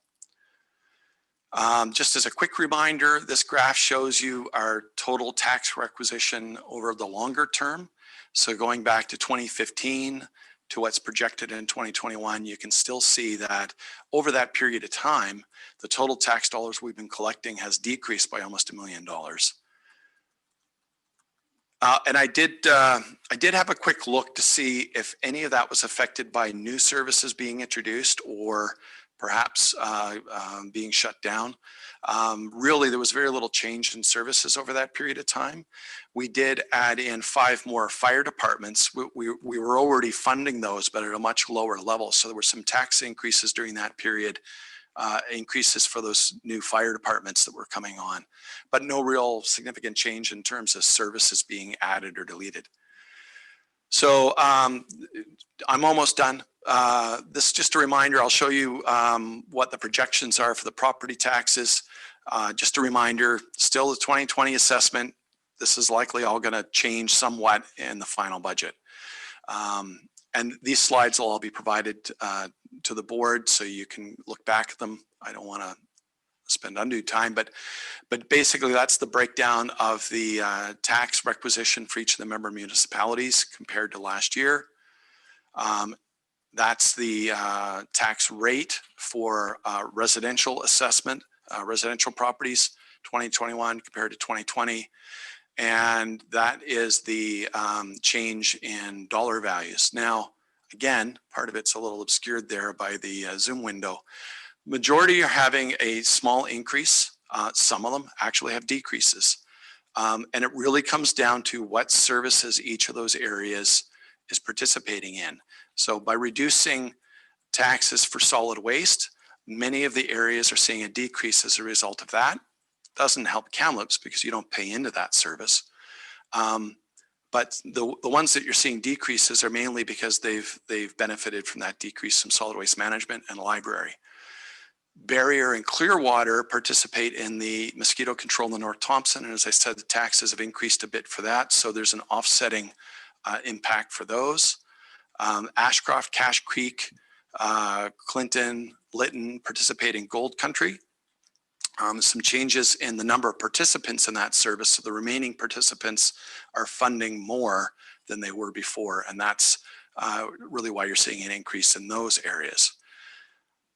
In terms of the electoral areas, it's much the same. There's the requisitions projected, the tax rate projected based on the 2020 assessment, and the average annual tax for a residential property in each area. Again, some increases, some larger than others, depends on what services they're involved in. You can see electoral area P there has a decrease. He's getting the benefit of, or that area is getting the benefit of the decrease in solid waste management, but they don't participate in the North mosquito control where the taxes went up. And there was no real significant increase in taxes for economic development. So that's generally how things fall out. On average, we're looking at about, with those dollars in each area, on average about a 0.5% increase over 2020. And any questions? Brings us to questions. Does anyone have a question for Mr. Ray? Director Kershaw. Thank you. On that Cache Creek Eco Depot, we've already paid for the land, haven't we? So all we have left is the construction? That's correct. It's construction. My understanding is right now the project's been delayed a little bit, getting some of the archaeological work done before we can really start digging. There was more involved with that than we initially thought, and the province is a little understaffed in that area. But the intent is to be, and you can correct me if I'm wrong, Jake, but the intent is to get most of the construction done this coming summer. That's our target, subject to approvals we're still waiting on from the province. Thank you. Director Singh. Thank you, Mr. Chair. I just wanted, first of all, thank you, Mr. Ray. I don't know how you put all together, all these budgets, and a great report. I really appreciate it. I just wanted to sort of key in on the statement in the report talks about they understand the board is comfortable trying to minimize any tax increase in 2021 due to COVID and that kind of thing. I think that's an important thing to say, but I think it's also important to say that people really need the services we provide, like libraries and recreation and parks and stuff. So does anything right now in the budget contemplate impacts to those services that are kind of the libraries, recreation, those kind of services, parks? I would say no. The budget is intended to maintain the service levels that we've been seeing. Obviously, we had some unusual things happen in 2020, library temporarily being shut down. We didn't have any layoffs involved with that. And a large portion of their cost is payroll. The intent is to keep the service levels going. Where it has a bit of an impact is more over I don't want to say the longer term, but the longer term, beyond maybe 1 year. As I said, when we look at construction for new library branches, we need to secure land, a site, and we need to have money in a reserve to leverage a grant. If we don't get a grant, nothing's happening. But the more money we have in a reserve, the more grant we can leverage and the better facility we can deliver. So not raising taxes to a larger amount. Again, I'm not really trying to raise taxes significantly for existing taxpayers. What I'm looking to do is look at that new growth in the tax base where you can collect more taxes by keeping the rates the same and having more people paying into the pot. Mr. Chair, I just wanted to ask, collect my thoughts here. I think it's really important we don't shortchange the short long term either. So I think it's important for us in not to, if library services or this capital project is coming that we're not going to do, we're going to put less money in the budget because of COVID. We got to think very carefully around those things. So I would encourage you to kind of think about that, and when the final budget comes, kind of bring us maybe some options if that's the case, and we can kind of talk about it from that perspective. Are there any other questions for Mr. Ray? Seeing none, I will thank you for the presentation, Mr. Ray. We have 3 recommendations. Move recommendation 1. Is there any discussion with respect to recommendation 1? Seeing none, all in favor? Opposed, if any? Carried. Move 2.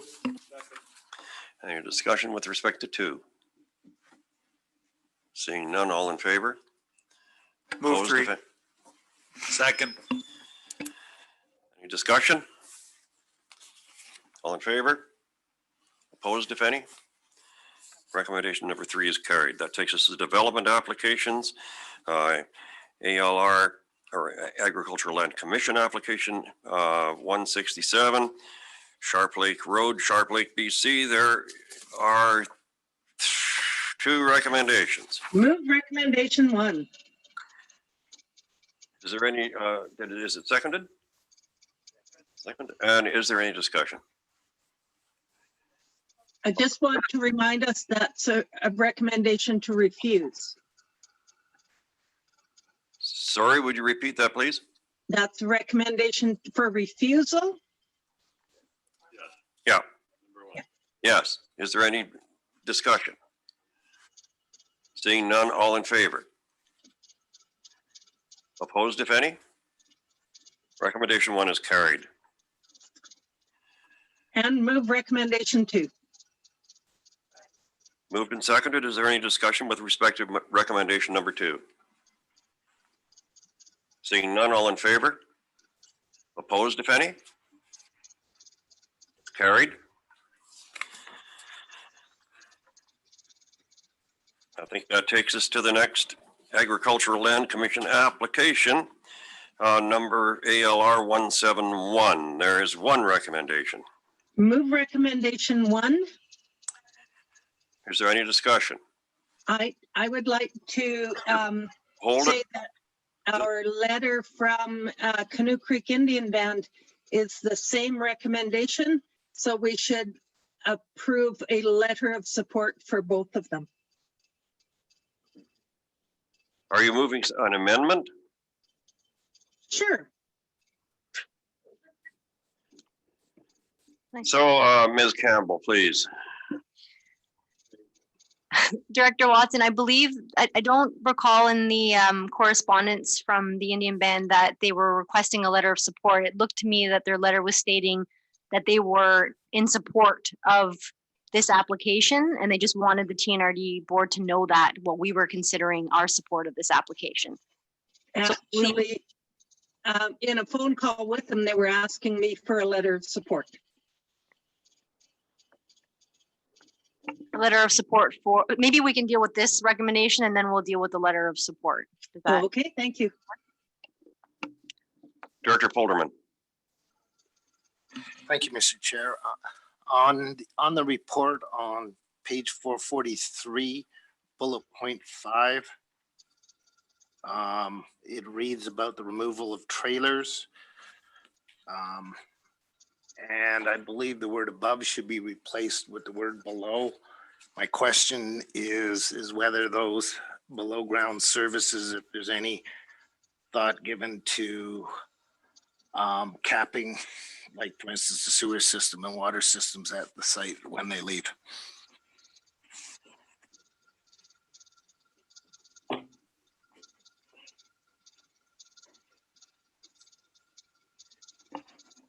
I'm not aware of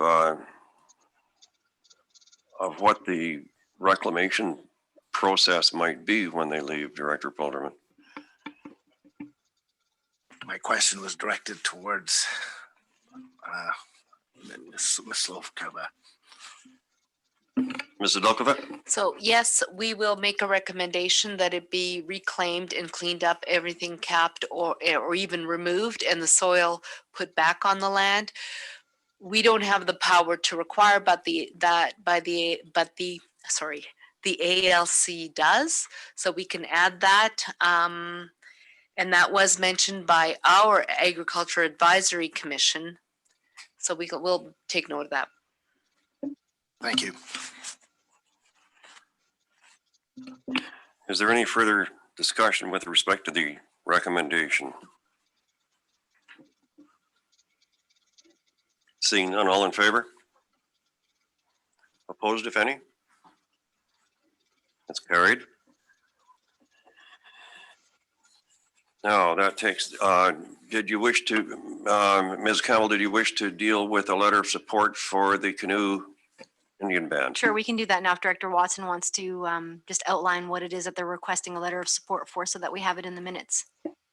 Thank you. Director Watson? They sent a description of the project and wanted it to, if at all possible, be hastened through the ALC. And so our letter of support they felt would be helpful for helping this through the ALC. Are we sending this to the ALC? Or Mrs. Delkova, do you want to comment on it? Yes, we are sending it to the ALC with a recommendation that they issue it. We can tag along a special request that they do it in a more urgent or expedited, because there is an issue of time. Of course, they want to do the work when the Fraser is at its lowest point before the freshet. So does that address, are you able to do that without a motion, Ms. Sadilkova, or? Yeah, I would say so. I think it's basically the same thing. We're going to reiterate or emphasize that we do it in an expedient manner. Yep. Does that address your concern, Director Watson? Yes, it does. I especially wanted this to work because I have been trying to work with Canoe Creek Indian Band for years, and finally they requested my help, so I was happy to be able to offer it. Okay, thank you for that. And I think it's of keen interest to all of us who have an interest in the British Columbia fishery. I think we're all very anxious to see this proceed as expeditiously as possible. And I would point out that I've never seen a recommendation to the ALR before that said it should be strongly recommended. That stuck out for me when I first reviewed this agenda. So I think we're going ahead with that, Director Watson, in a way that that your constituents there should be pleased with. Good, thank you. Takes us to correspondence action requested Encore Seniors Society. A letter of support requested for a housing project in Chase. Yes, Chair, I'd like to put forward the motion that the board send the letter of support as requested for the seniors housing project in Chase. I'll second it. Any discussion? All in favor? Opposed, if any? That's carried. Thank you, Director. Thank you, Director Crow. TELUS wants a letter of support for a rural broadband action. I would like to make a motion to send a letter of support concerning universal broadband because it will affect Vavenby and Blackpool. And we're hoping that it will move to Birch Island as well and improve theirs as well. Thanks, Director Schaefer. Seconded by Director Singh. Is there any discussion? Director Quinn. Mr. Chairman, we did a couple of these recently, and there was an addition or a clause in the letter that said, subject to them. Can you help me here, Mr. Story?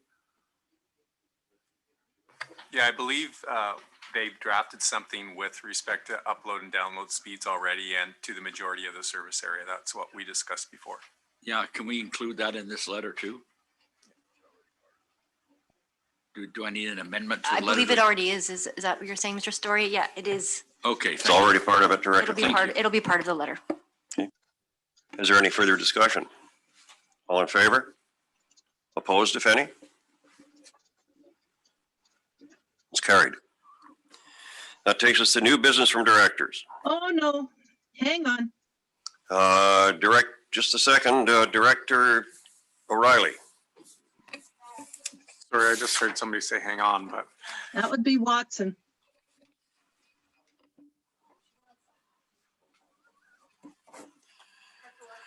Okay, Director Watson.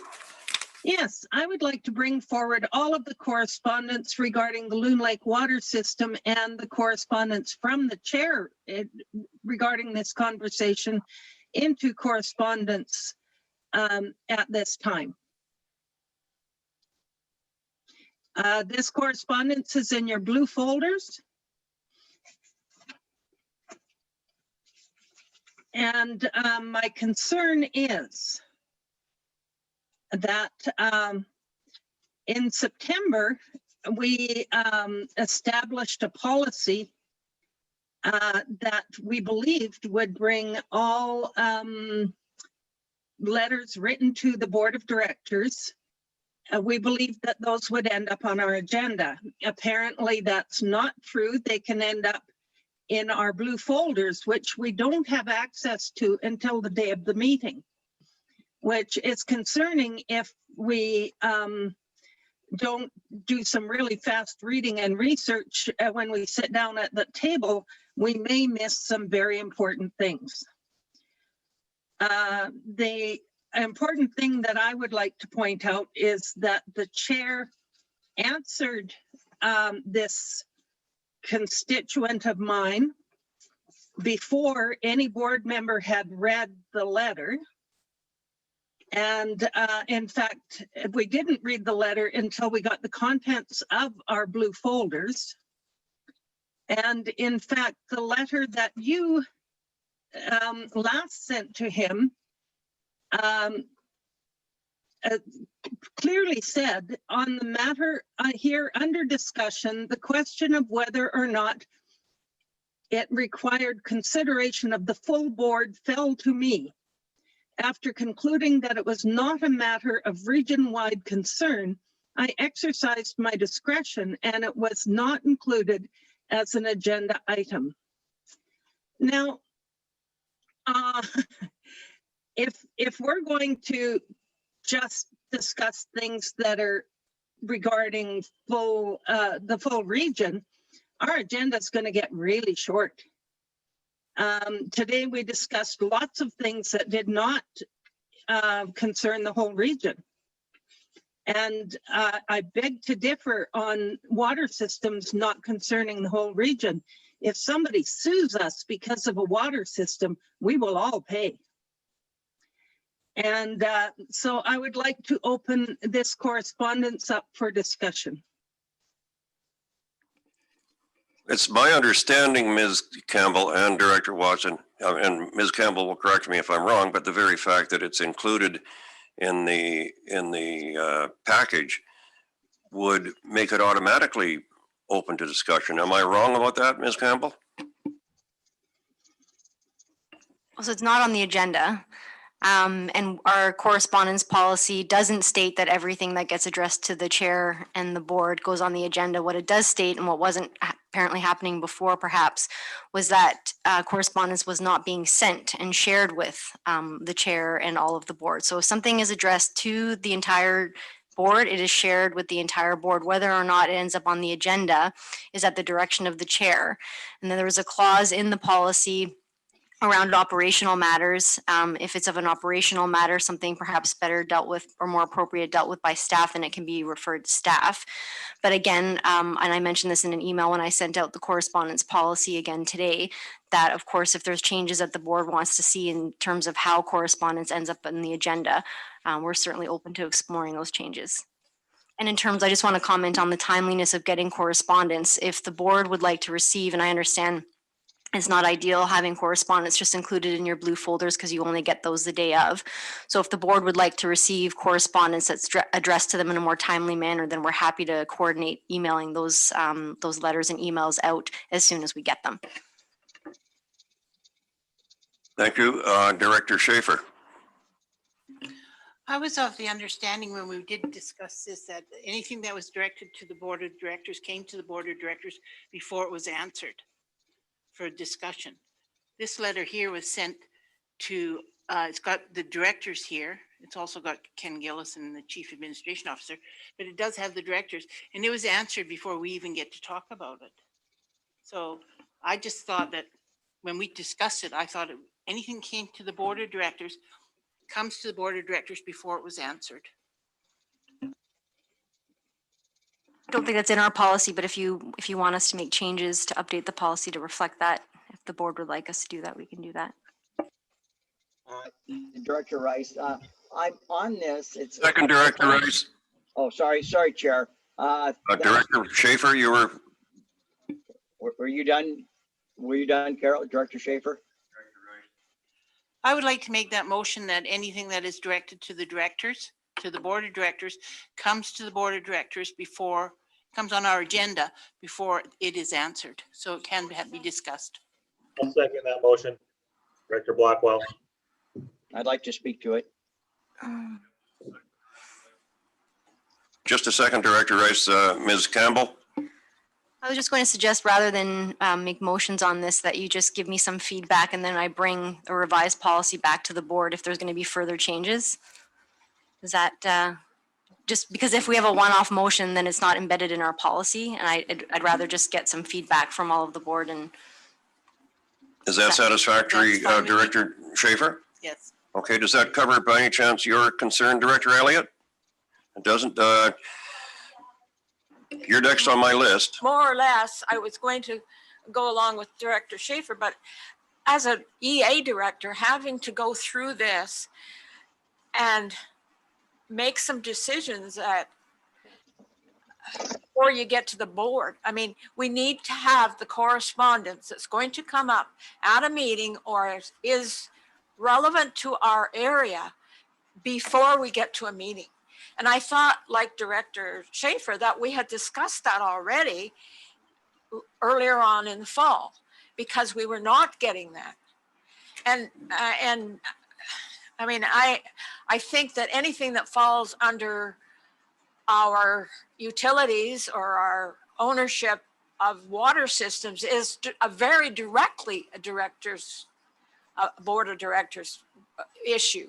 I did speak to Mr. Devlin about it because I thought, if nothing else, it should have come to the utilities meeting. If we're having that kind of problems up there at Loon Lake, it should be discussed with some board of, and we have a utility committee for that. So yes, and I'm really upset that we don't get this kind of correspondence before the meeting. Okay, so I gather then that you are in support of what Ms. Campbell has said, that she will receive feedback and bring a revised policy. Is that correct? Sure. Okay, and Director Watson, I'm concerned about your opinion here. Does this begin to address your concern? It does begin to address my concern. I am very concerned about the creating of silos where a Loon Lake concern is only Loon Lake. Does that make Stump Lake a concern only Stump Lake is concerned about? Can I comment? Yep, Director Rice.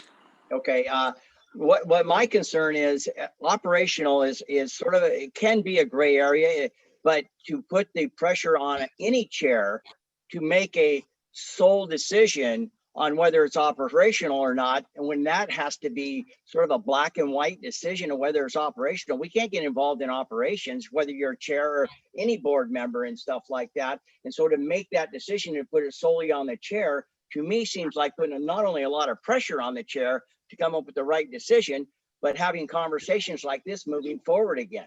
That's just my thoughts. Okay, thank you for that comment. Director Quinn.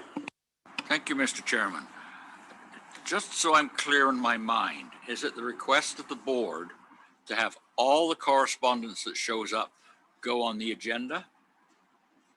It's my understanding that that the suggestion has been made to Ms. Campbell that all correspondence directed to the chair and the board of directors should find its way to the agenda.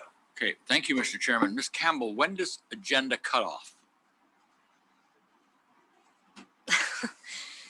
Technically, well, we publish the agenda the Thursday before the board meeting. We don't have a set, I don't believe we actually have a set cutoff for receiving correspondence. It's something we're probably going to have to look into. Okay, the reason just a note of caution here. We only meet once a month now. So if something wanders in here on Friday after the agenda is published, that means it doesn't get to us till the following month. And is that kind of where we're going? So second to what Director Schaefer has put forward about having all items addressed to the chair and board on the agenda, I've noted sharing the correspondence that gets addressed to the chair and the board sooner than the blue folders. So we'll just send it out. I mean, your emails, you might start getting more emails, but at least you're informed and you're getting the correspondence in a timely manner. Thank you. Director Stamer. Oh, Director Singh, then Director Stamer. Sorry, I just want to say, I think it's good to go take us back to staff, get a comprehensive policy going. To make these comments now, what we're looking for, not looking for, I don't know. I think it's important for staff to not only take the reviews from directors, but also provide us some information from other regional districts, what they do.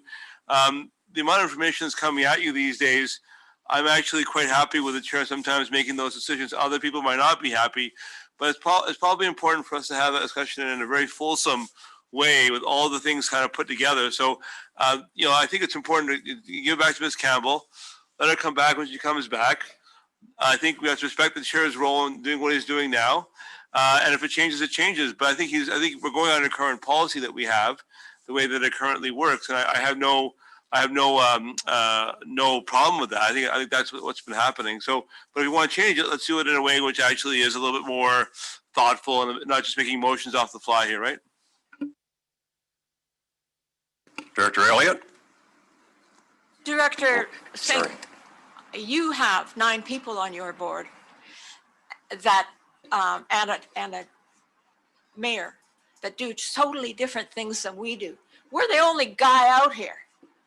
Our areas are individual. When we find out that somebody is very upset about something like a water system that is owned by the TNRD and are in every single separate pieces of the regional district, I think we have to know that before the board day. So I'm just trying to remind you, Director Singh, and I know that you know this, but I'm just trying to remind you that we're sitting out here like ducks to be shot at if we're not corresponding with somebody that helps. Okay, Director Stamer. Thank you, Mr. Chair. Angry Ducks. Not angry. And I think this is a really good discussion because I think it's also important for Ms. Campbell to look at when somebody contacts the TNRD and they're looking at, and I'll use an example of a letter of support for something, and they want it directed to the board. And that person was given a name at the TNRD level, and unfortunately, we cannot find the email trail to that person. So short of me making sure that that person got the email, we have no way of making sure that that letter of support that should have been at this meeting showed up. So I'd like it for some way that it's streamlined so that when somebody does contact the TNRD strictly with that, with something like that, or however we want to, we can categorize it, is that there is a way of tracking that so that we know that so-and-so got the phone call or email or whatever it is so that we're aware of it. Again, it could be either it'd be an electoral director, it could be a municipal director, but just so that, especially if we're talking about only having a meeting once a month, I don't think we want to be having late, items and late letters of support and things like that, especially if we're going to be Zooming. I think we want to be able to have that information ahead of time. And I agree with Director Watson and Director Elliott that, some of this stuff would sure be a whole lot handier to have a week ago than having it, the day of the meeting in a blue folder. Thank you. Well, for what it's worth, Director Stamer, I've often thought the same thing. I would arrive at a meeting and all of a sudden, it's different if you're the chair, you get to review a whole bunch of stuff in advance. But before I became the chair, I would show up here 15 or 20 minutes early for the meeting, and there's a whole bunch of stuff in the blue folder that it ambushed me, you might say. So I certainly agree with that. I am really concerned about the fact that if these things are going to require board action, they're going to sit for a month before the board has an opportunity to act on them, but at least the board will be aware of them before the meeting. Ms. Campbell. Thank you, Chair. I just wanted to respond to Director Stamer's comments about the process. So one of the things we've been trying to do is educate staff on where correspondence that's directed to the board goes, because sometimes they think they want to send it to development services, or they send it to admin, or they send it to legislative services. So one of the clauses in the policy is that all correspondence addressed to the chair and board is sent to me. So I'm the last stop. If it doesn't get on the agenda or it got lost, it's on me. And I think we're getting there in terms of educating staff on that and sharing the policy with them and ensuring they know to send it to me. And then Chair Gillis, as you know, I consult with you on what to do with it. And my staff does save and track all correspondence that was received. So we have it noted if we have received it. So we're getting there. I'm sure there's maybe some glitches in the process, but we're definitely working towards ensuring that we're keeping track of all correspondence and that it does make it on the agenda and it does get shared with the chair and the board. Okay, thank you, Ms. Campbell. Director Stamer again. Thank you, Mr. Chair. I'm just wondering too, if it makes sense that again, this meeting's going to be long enough, but is it a way that if we have, let's say a situation where a person wants to send a letter of support to the TNRD, attention, whoever that is, that we would ask them to CC it to ourselves as well? Because we're the point of contact, and I'm just suggesting that maybe that's another way to make sure that we have that comfort level that if we're having that conversation with that person, to ask them to CC it to us, and then we can just follow up on that. Absolutely. Yeah. Director Quinn, did you have another question? Just a comment. I'm the Luddite again. We're here to support people in their endeavors in the region. And we're also there to address their concern. But there seems to be a tendency that the public is setting the agenda for these meetings, and I'm not so sure that that's the right direction that we should be going. I'd like to see what Ms. Campbell comes back with. And since I've been here before, and it's always been a sticking point. And it's interesting to note 30 years later, it's still a point that we have to argue over. So thank you anyway. Ms. Campbell? Just comment once more. Just a reminder, we do have, of course, a newly adopted correspondence policy from September, but clearly there's obviously maybe some ambiguity and some gaps in it. So I think was a good starting point. And I will bring back proposed changes and updates to it and get some more feedback from the board. Thank you. You okay with that, Director Watson? I'll unmute. I'm good with any improvement. Thank you. I have one comment. Yes, please. Director Swan. Go ahead. When you go to the TNRD website and you go to the Contact Us button, it takes you to an email that says admin@tnrd.ca. Is that email frequently checked? Yes, our receptionist checks it, and she knows to send anything addressed to the chair and the board directly to me.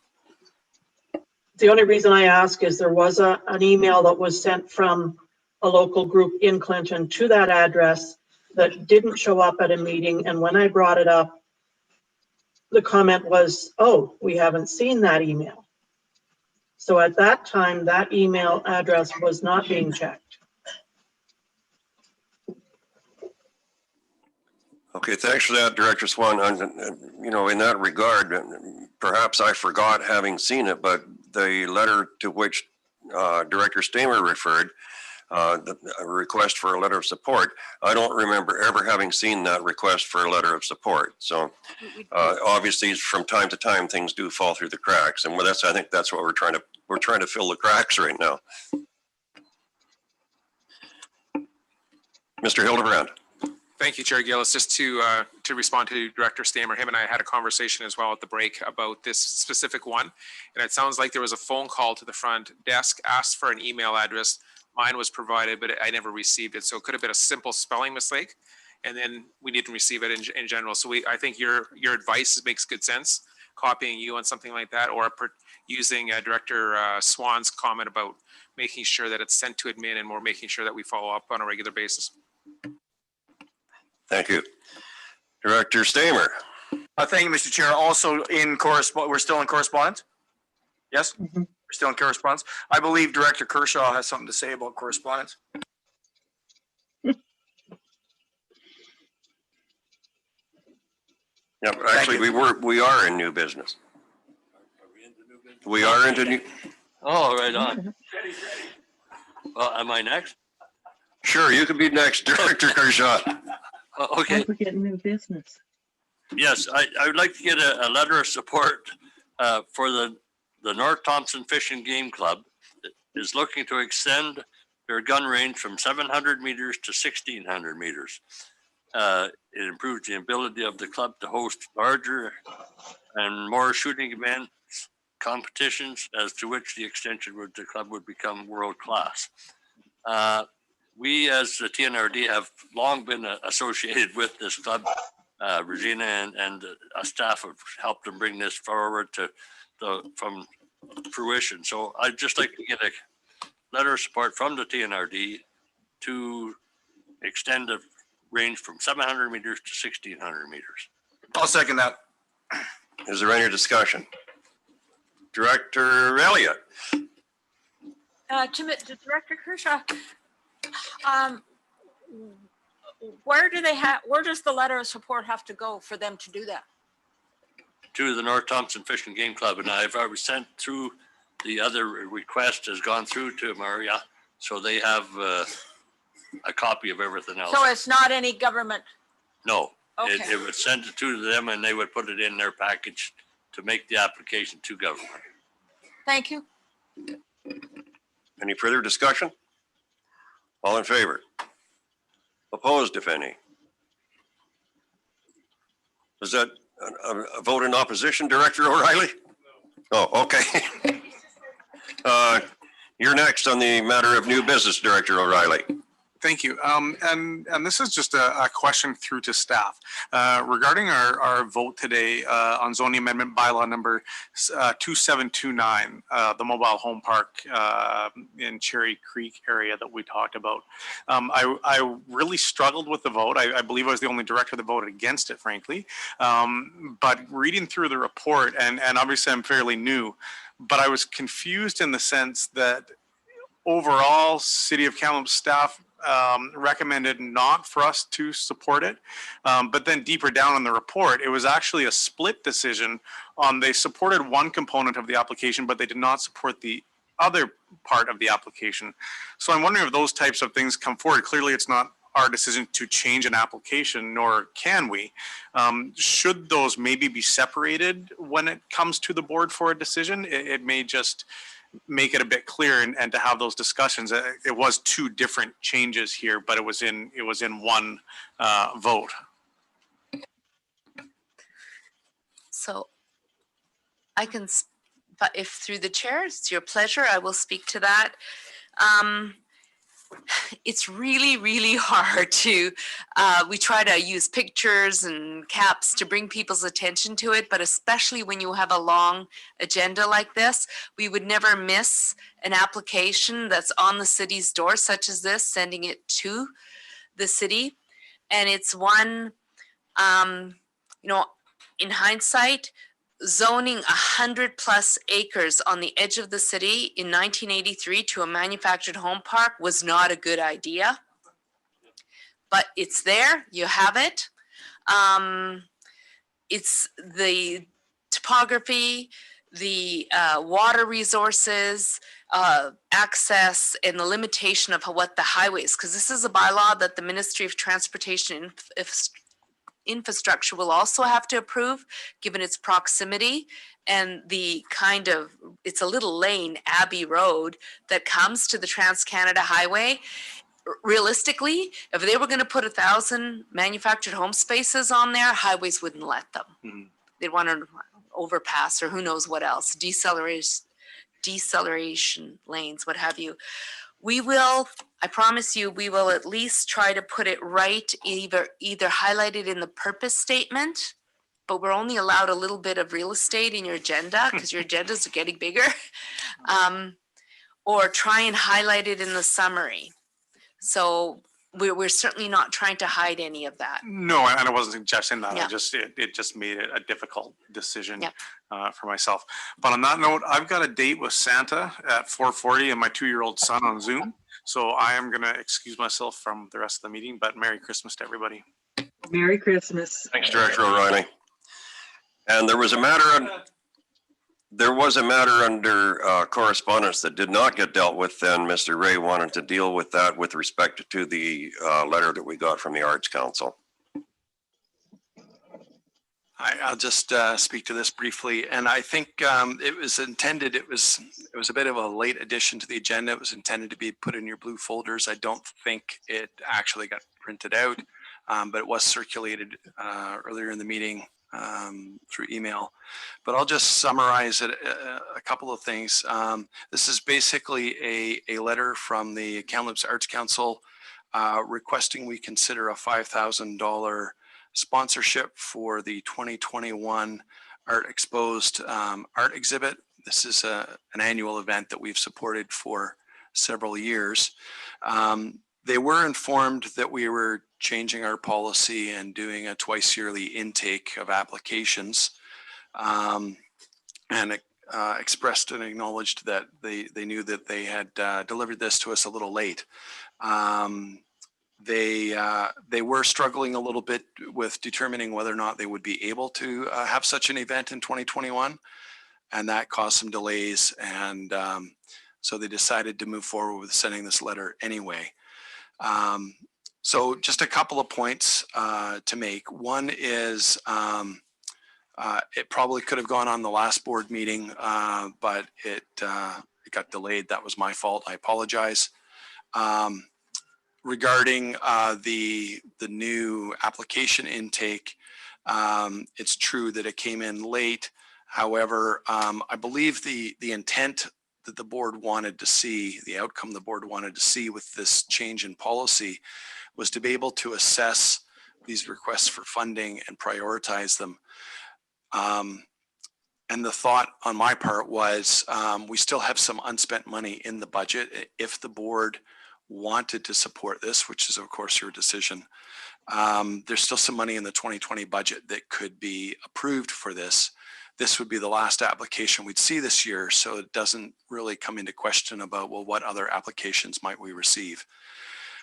And the last point I would make is that it's actually addressed to the chair and directors. So again, the point we were talking about earlier, I didn't really see a choice but to provide it to you because it's correspondence to the board. So I just wanted to leave it there for consideration. So, Mr. Ray, we have before us a late request from the Arts Council for a $5,000 grant, and you're telling us there is some money left in the kitty. Just exactly how much money is left in the kitty for 2020?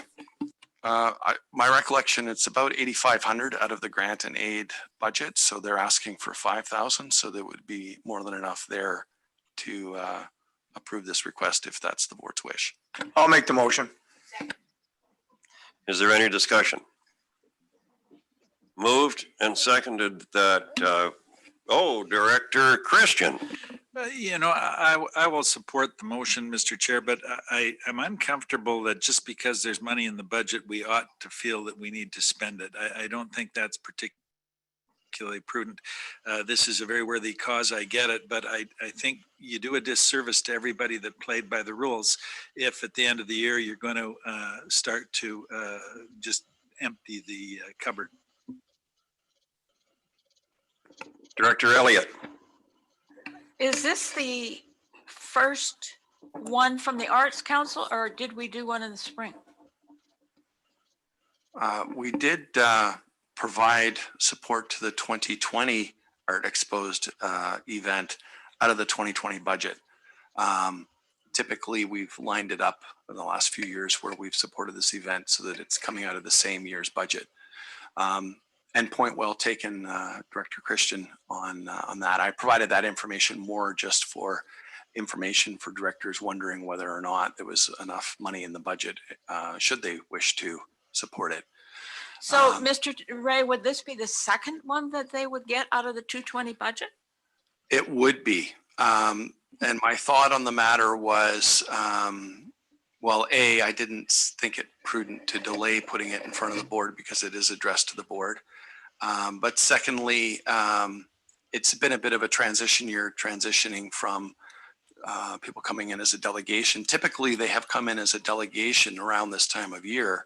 So they would have come as a delegation in late 2019 to ask for funding for 2020. We just funded it out of the 2020 budget. So they're following a similar pattern of coming to us at the end of 2020 to ask for money for 2021.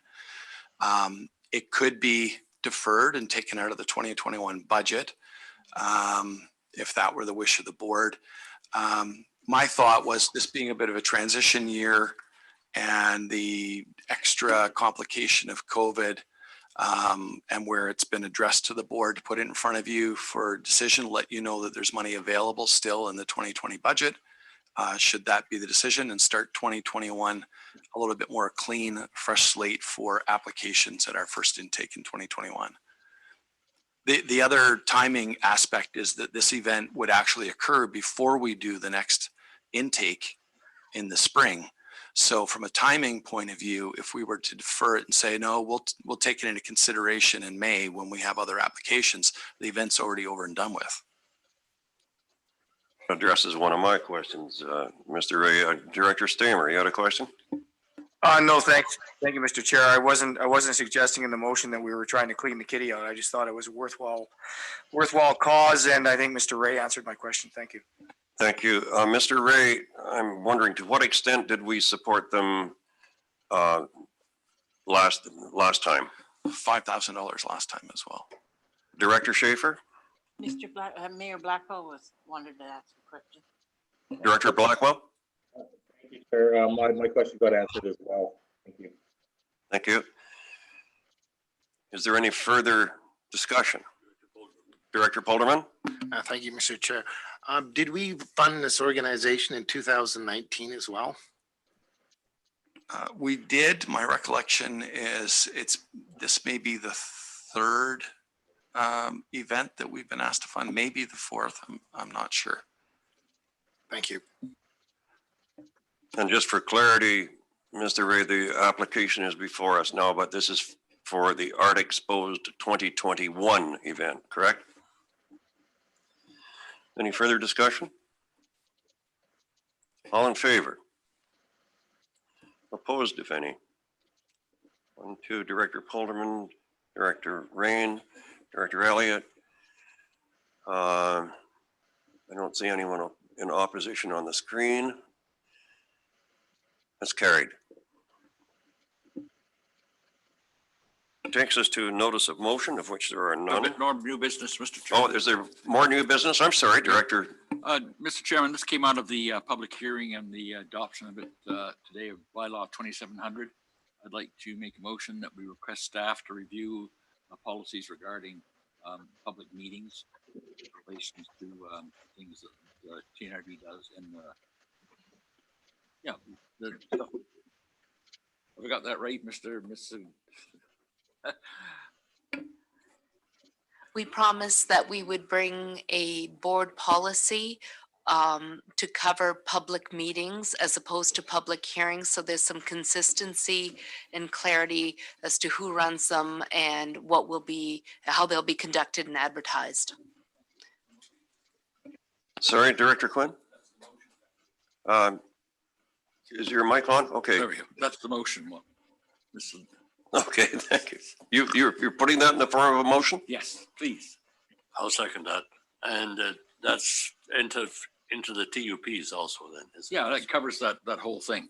This came out of that public hearing and we said we would bring it to the board to ask them to review it. Director Singh. Thank you. Just some clarity for my own sake.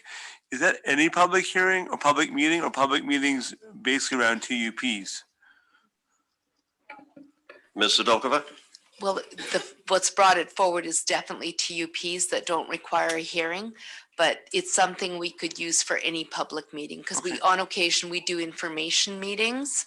They don't replace hearings, but they're still an effective way to gather, to let the community know, because there's always complaints about that nobody sees the ads in the paper that we're required to do by legislation. So are these development related or are they around like the libraries, around parks? No, just development. Just that's the clear, because I want to focus it on development. Okay, thank you. Yeah.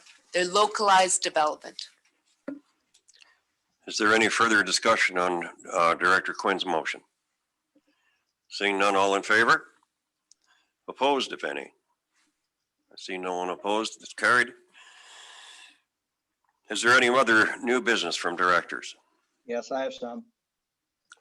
Director Rice? Yeah, go ahead, Director Rice. Yeah, I just had to speak up to this with the spikes and the COVID and what's going on down here. We're getting in our area now down in Lytton and things like that. And when the province, and it's a wonderful thing for all the municipalities and the regional districts to get, it's $200 million from the province, starting with the $41 million for Vancouver and then split among the regional district and the municipalities throughout our province and stuff. This restart COVID money, we got $947,000 for the regional district. And I have to only assume the province met for the regional districts. I don't know what the other regional districts are doing, but I'm assuming they're making sure some of that money funnels its way to the electoral areas, the directors in the electoral areas, because it concerns me a little bit. I had staff pull some numbers for me, and if you look at the numbers, excluding Kamloops, the population of our unincorporated areas in the TNRD alone is 25,000. And if you include Merritt and the other municipalities, it's 21,000. So I don't know if I have to make a motion, and staff might be already on this, but I would certainly encourage staff when they're coming up with some options to spend this $947,000, that they would certainly, I threw a thing out there, just one way you could get the money there fast and furious, because I think spring is going to be brutal with COVID. And that's when all the businesses, especially the rural businesses, are going to be starting up. The farms and other seasonal businesses are going to be gearing up. And I think that's going to be a crucial and a really rough COVID time.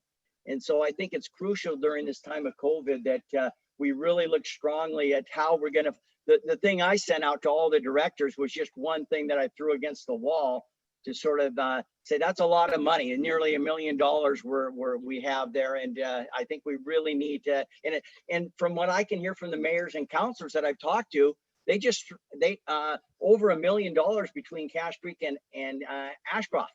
A little over 400 for Cache Creek and a little over 600 for, that's a lot of municipal money going in, and there'll be some bleed off and some residual money probably getting in the electoral areas, but the decision making will be all for the municipalities, and hopefully we'll get some benefit from that. But it's a pretty, I think, important topic to have a robust discussion around, and hopefully staff can come back with some good recommendations that make sure that the electoral areas don't get left out of this formula. Thank you. Well, I think I'll let Mr. Hildebrand respond to that, because there are certainly some guidelines that we are required to follow when it comes to the spending of that $947,000. It can't be just sprinkled around like the Easter Bunny. So if you could reply to that, Mr. Hildebrand, please. Thank you, Chair Gillis. And to Director Rice, I had sent out in your blue folders, you'll have kind of the criteria in front of you and the letter that we received with the highlights. It was emailed to the ones on Zoom, and then it should be in the blue folders. But let me explain. So there's some specific guidelines that we need to use for this money. So I'm not sure, when you mentioned businesses, Director Rice, there's other streams, I believe, that's going to be maybe addressing that. This one directly talks about eligible costs include addressing revenue shortfalls, facility reopening and operating costs, emergency planning and response costs, bylaw enforcement and protective services like fire protection and police, computer and electronic technology costs, so a lot of the back end things to allow us to do Zoom meetings and connect together, and then services for vulnerable persons. That's what the eligible costs are, and we will put our heads together as staff and bring as best we can bring something to the board for a discussion that includes the electoral areas for sure, and do our best to do that. Right now, we've got only a few ideas, but we'll put our heads together and try to come up with a recommendation for the board and allow us to have a good discussion about that. Much appreciated. Thank you. Thank you. Is there any other new business from directors? Excuse me, I have a comment on the eligibility. Please. How much, what we need to spend this money on. It does say something about homelessness. So I would like to suggest we quit kicking people out of their only home that they have, should it be a mobile home or a trailer or an RV. Just saying. Your suggestion's recorded. Is there any other new business from directors? Seeing none, takes us to notice of motion. There is none. Reports and inquiries. First, internal committees, the audit committee. Director Rain. Yeah, we met this morning. The minutes from the meeting this morning will be coming in our next package in January. Thank you. Economic Development and Recreation. Director Stamer. No meeting, no report.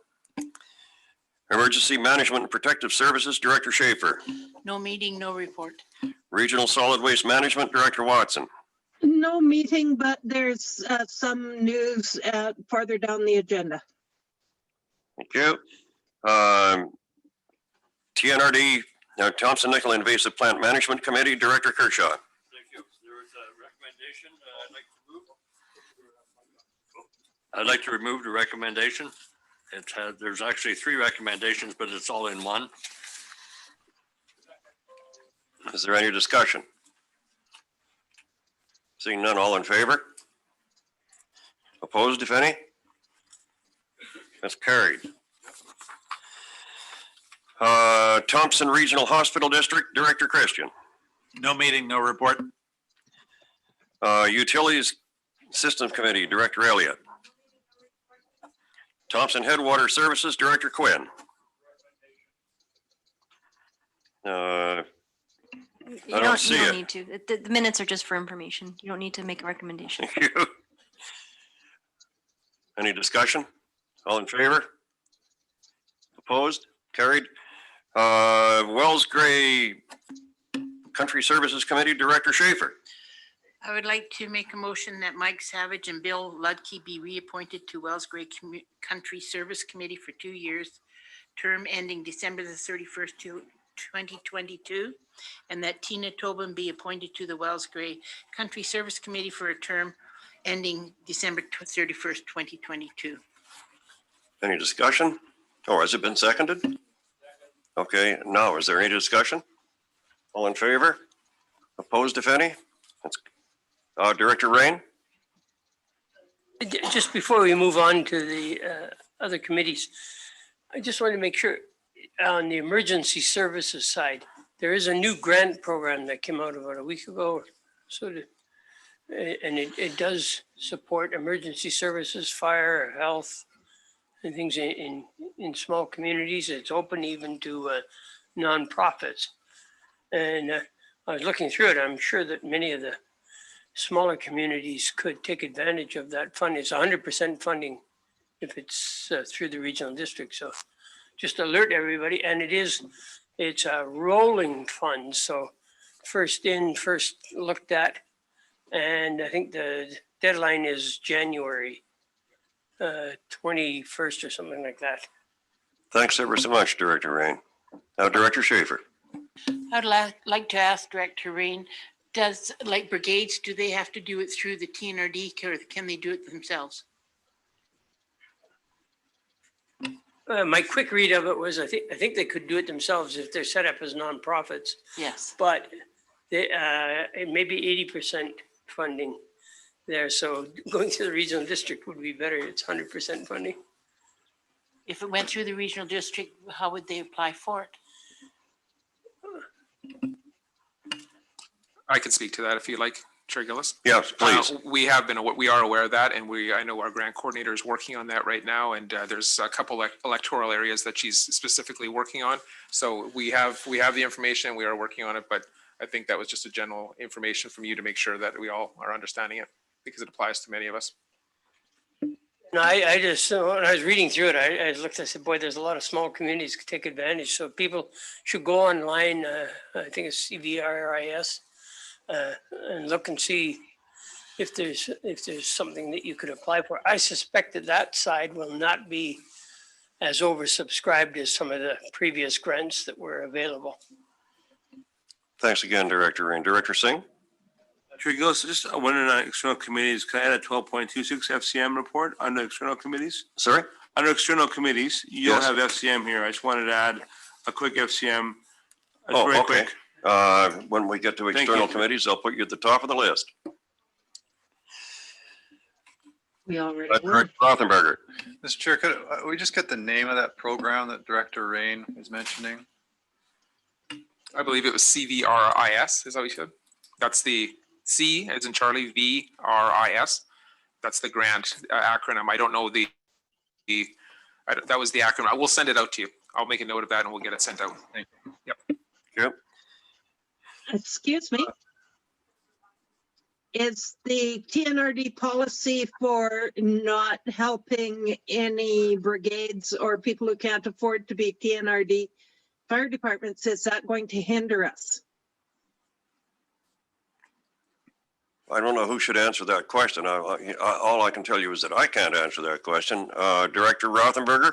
Well, all I can say is that with respect to a previous grant program, and we went through this question with the province with respect to who has to apply for on behalf of brigades. And you may recall at the time that the province clarified that the brigades are allowed to apply on their own. So they don't have to go through the TNRD, because at that time, the TNRD was busy applying on its own, which would have shoved the brigades to the bottom of the pile. But on that particular program, at least, it didn't interfere because it was ruled that brigades could apply on their own.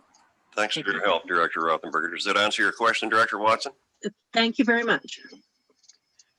That takes us to external committees. Director Singh has an FCM report. Such a fine job you're doing, Mr. Chair. Dr. Rice mentioned this, and I love Dr. Rice, but it's been a common misconception that Safe Restart funding only comes from the province. It comes from the province and the federal government, and we've been through FCM lobbying for that too. So I just wanted to make sure that people were aware of that. And no second, Dr. Rice, I do love him very much, and Merry Christmas, Dr. Rice, but I will let you know that that's a bit of a correction. Ho, ho, ho, Merry Christmas, Sergeant. Fraser Basin Council, Director Rice. Yeah, we did have a meeting on December 10th, and it was to discuss our strategic plan, which we've been discussing for almost 2 years now. And we thought we were going to finalize it and nail it down. It was a meeting of the full board, by the way. Of course, Zoom, and most of the board in Vancouver. But anyways, so we hope to finalize it. We got some minor issues and some language that we just could not agree upon. So we did not finalize the 5-year strategic plan. And we will be hoping to do that at our Fraser Basin Council meeting of the full board on February 17th and 18th of 2021. And that's my report. Thanks, Director Rice. Municipal Finance Authority, Director Brown, I don't see her there. Director Duty. Thank you, Chair. There was no meeting. However, just prior to us convening this meeting, I received an email which has the year in review with the top legal developments of 2020 from MIA. It's quite extensive, and therefore I'm not going to go through it all with you, but I could forward it on to the board if you'd like. I think we're on 2 topics here. I was asking you about the Municipal Finance Authority. You're the alternate, and Director Brown is not with us. I see her name up there, but okay. In any event, no, I don't think there was a meeting. Okay, thank you. And we just heard about the Municipal Yes, Finance we did. Authority. Okay, thank you. I mean, the Municipal Insurance Association. Thanks, Director Duty. Shuswap Watershed Council, Director Crow. Yes, thank you, Chair. Director Christian and I attended the Shuswap Watershed Council meeting on December the 9th. Staff provided an update on the status of water quality grant recipient projects. There was a discussion, invasive zebra and quagga mussel prevention measures were promoted throughout the region all summer. The council approved a provisional budget of $85,000 for grants in 21-22.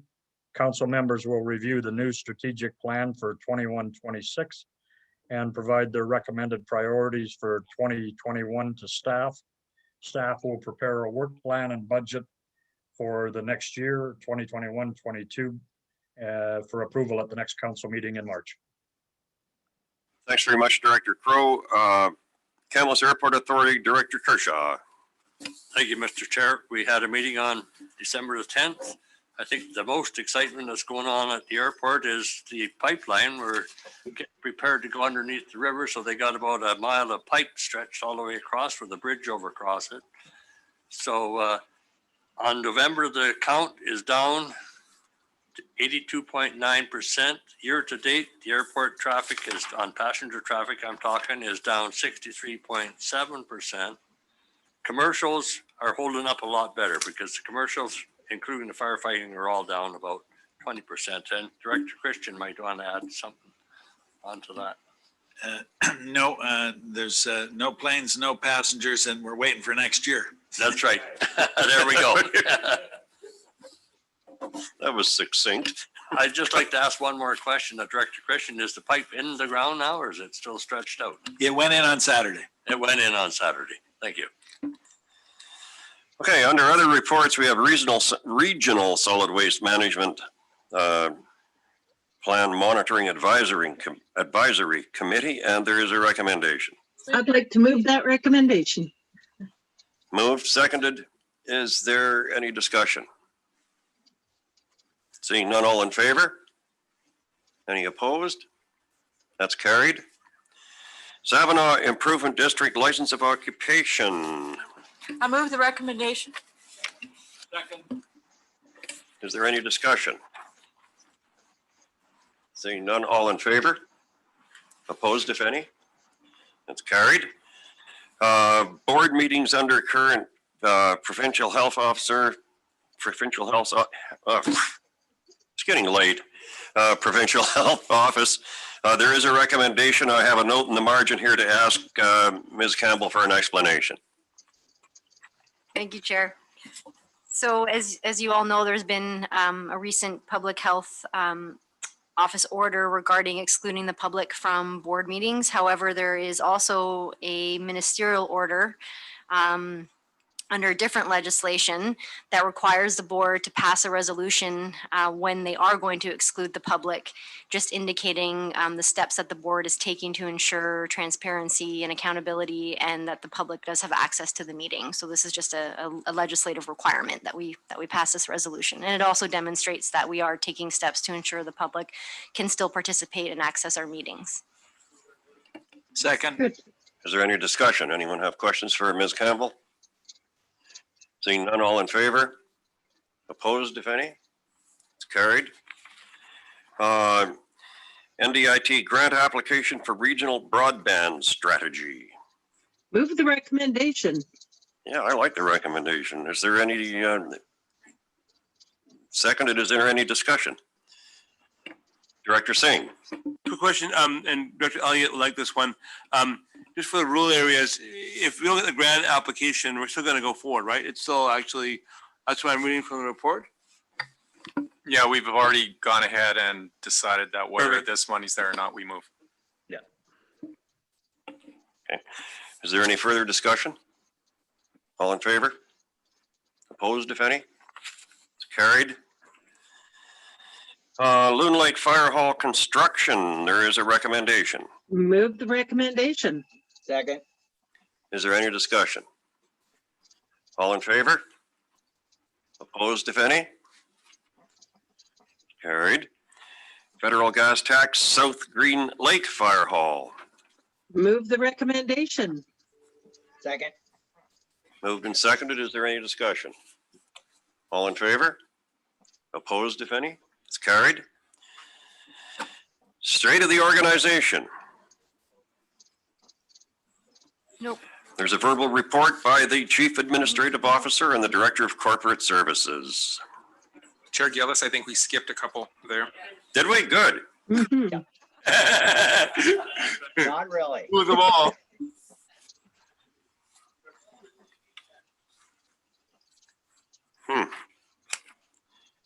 Oh, yeah. Yeah. Spence's Bridge fast charger, that's been deleted from the agenda. No, it hasn't. We didn't delete it. Pardon? No, Oh. I hope not. We didn't delete it from the agenda, Chair Gillis. We were wondering if we needed to remove it because of some changes that have happened, but I talked to Mr. Story and it does still need to be on the agenda. Oh, okay. And I'm Mr. sorry. Story can speak My to it note if- here following our meeting said deleted. I've been waiting anxiously to move it, so I'd like to move that Okay. motion. There is a recommendation, Director Rice. Yeah, I'd like to move the recommendation. I'll And second I'll it. second it. Is there any discussion? All in favor? Opposed, if any? It's carried. Sorry about that, Director Rice. It was a miscommunication here. Ho, ho, ho, it's all good. Merry Christmas. Community Forest Expression of Interest.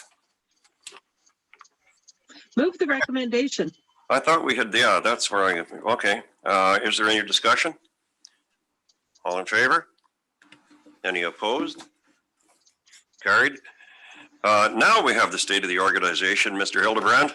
Chair Gillis, as an additional Christmas gift, I'm respectfully asking the board if we could move this to January, given the time. I think You are such a prince. we thought this is probably going to take 30 to 45 minutes, and we want to have your full attention and make sure that we present that well. So respectfully would ask just to defer that if possible. I second it. If those are your real reasons, I'm okay with that. But I am a little concerned that we were discussing expenses and so on and so forth a while ago. And this isn't just to save the TNRD supper, right? We got. No, it wasn't. Okay. With Director Blackwell. Thanks very much, Mr. Hildebrand. That takes us to building permit activity report. Any discussion? All in favor? Opposed? None? Carried. Takes us to question period. And I had a note for Director O'Reilly, but I think he brought it up under new business. And we've dealt with the matter of public being restricted from attending board meetings. So that takes us to a closed meeting, which there is no need for. And that gives me the opportunity to say thank you, everybody, for your patience throughout this long afternoon. And I guess this will be my last opportunity to wish you a hearty Merry Christmas and all of the very best in 2021. It seems to me, after what we went through in 2020, particularly in this organization, that 2021 cannot fail but to be better. So have a wonderful Christmas, everybody. Have a good New Year, and we'll see you next year.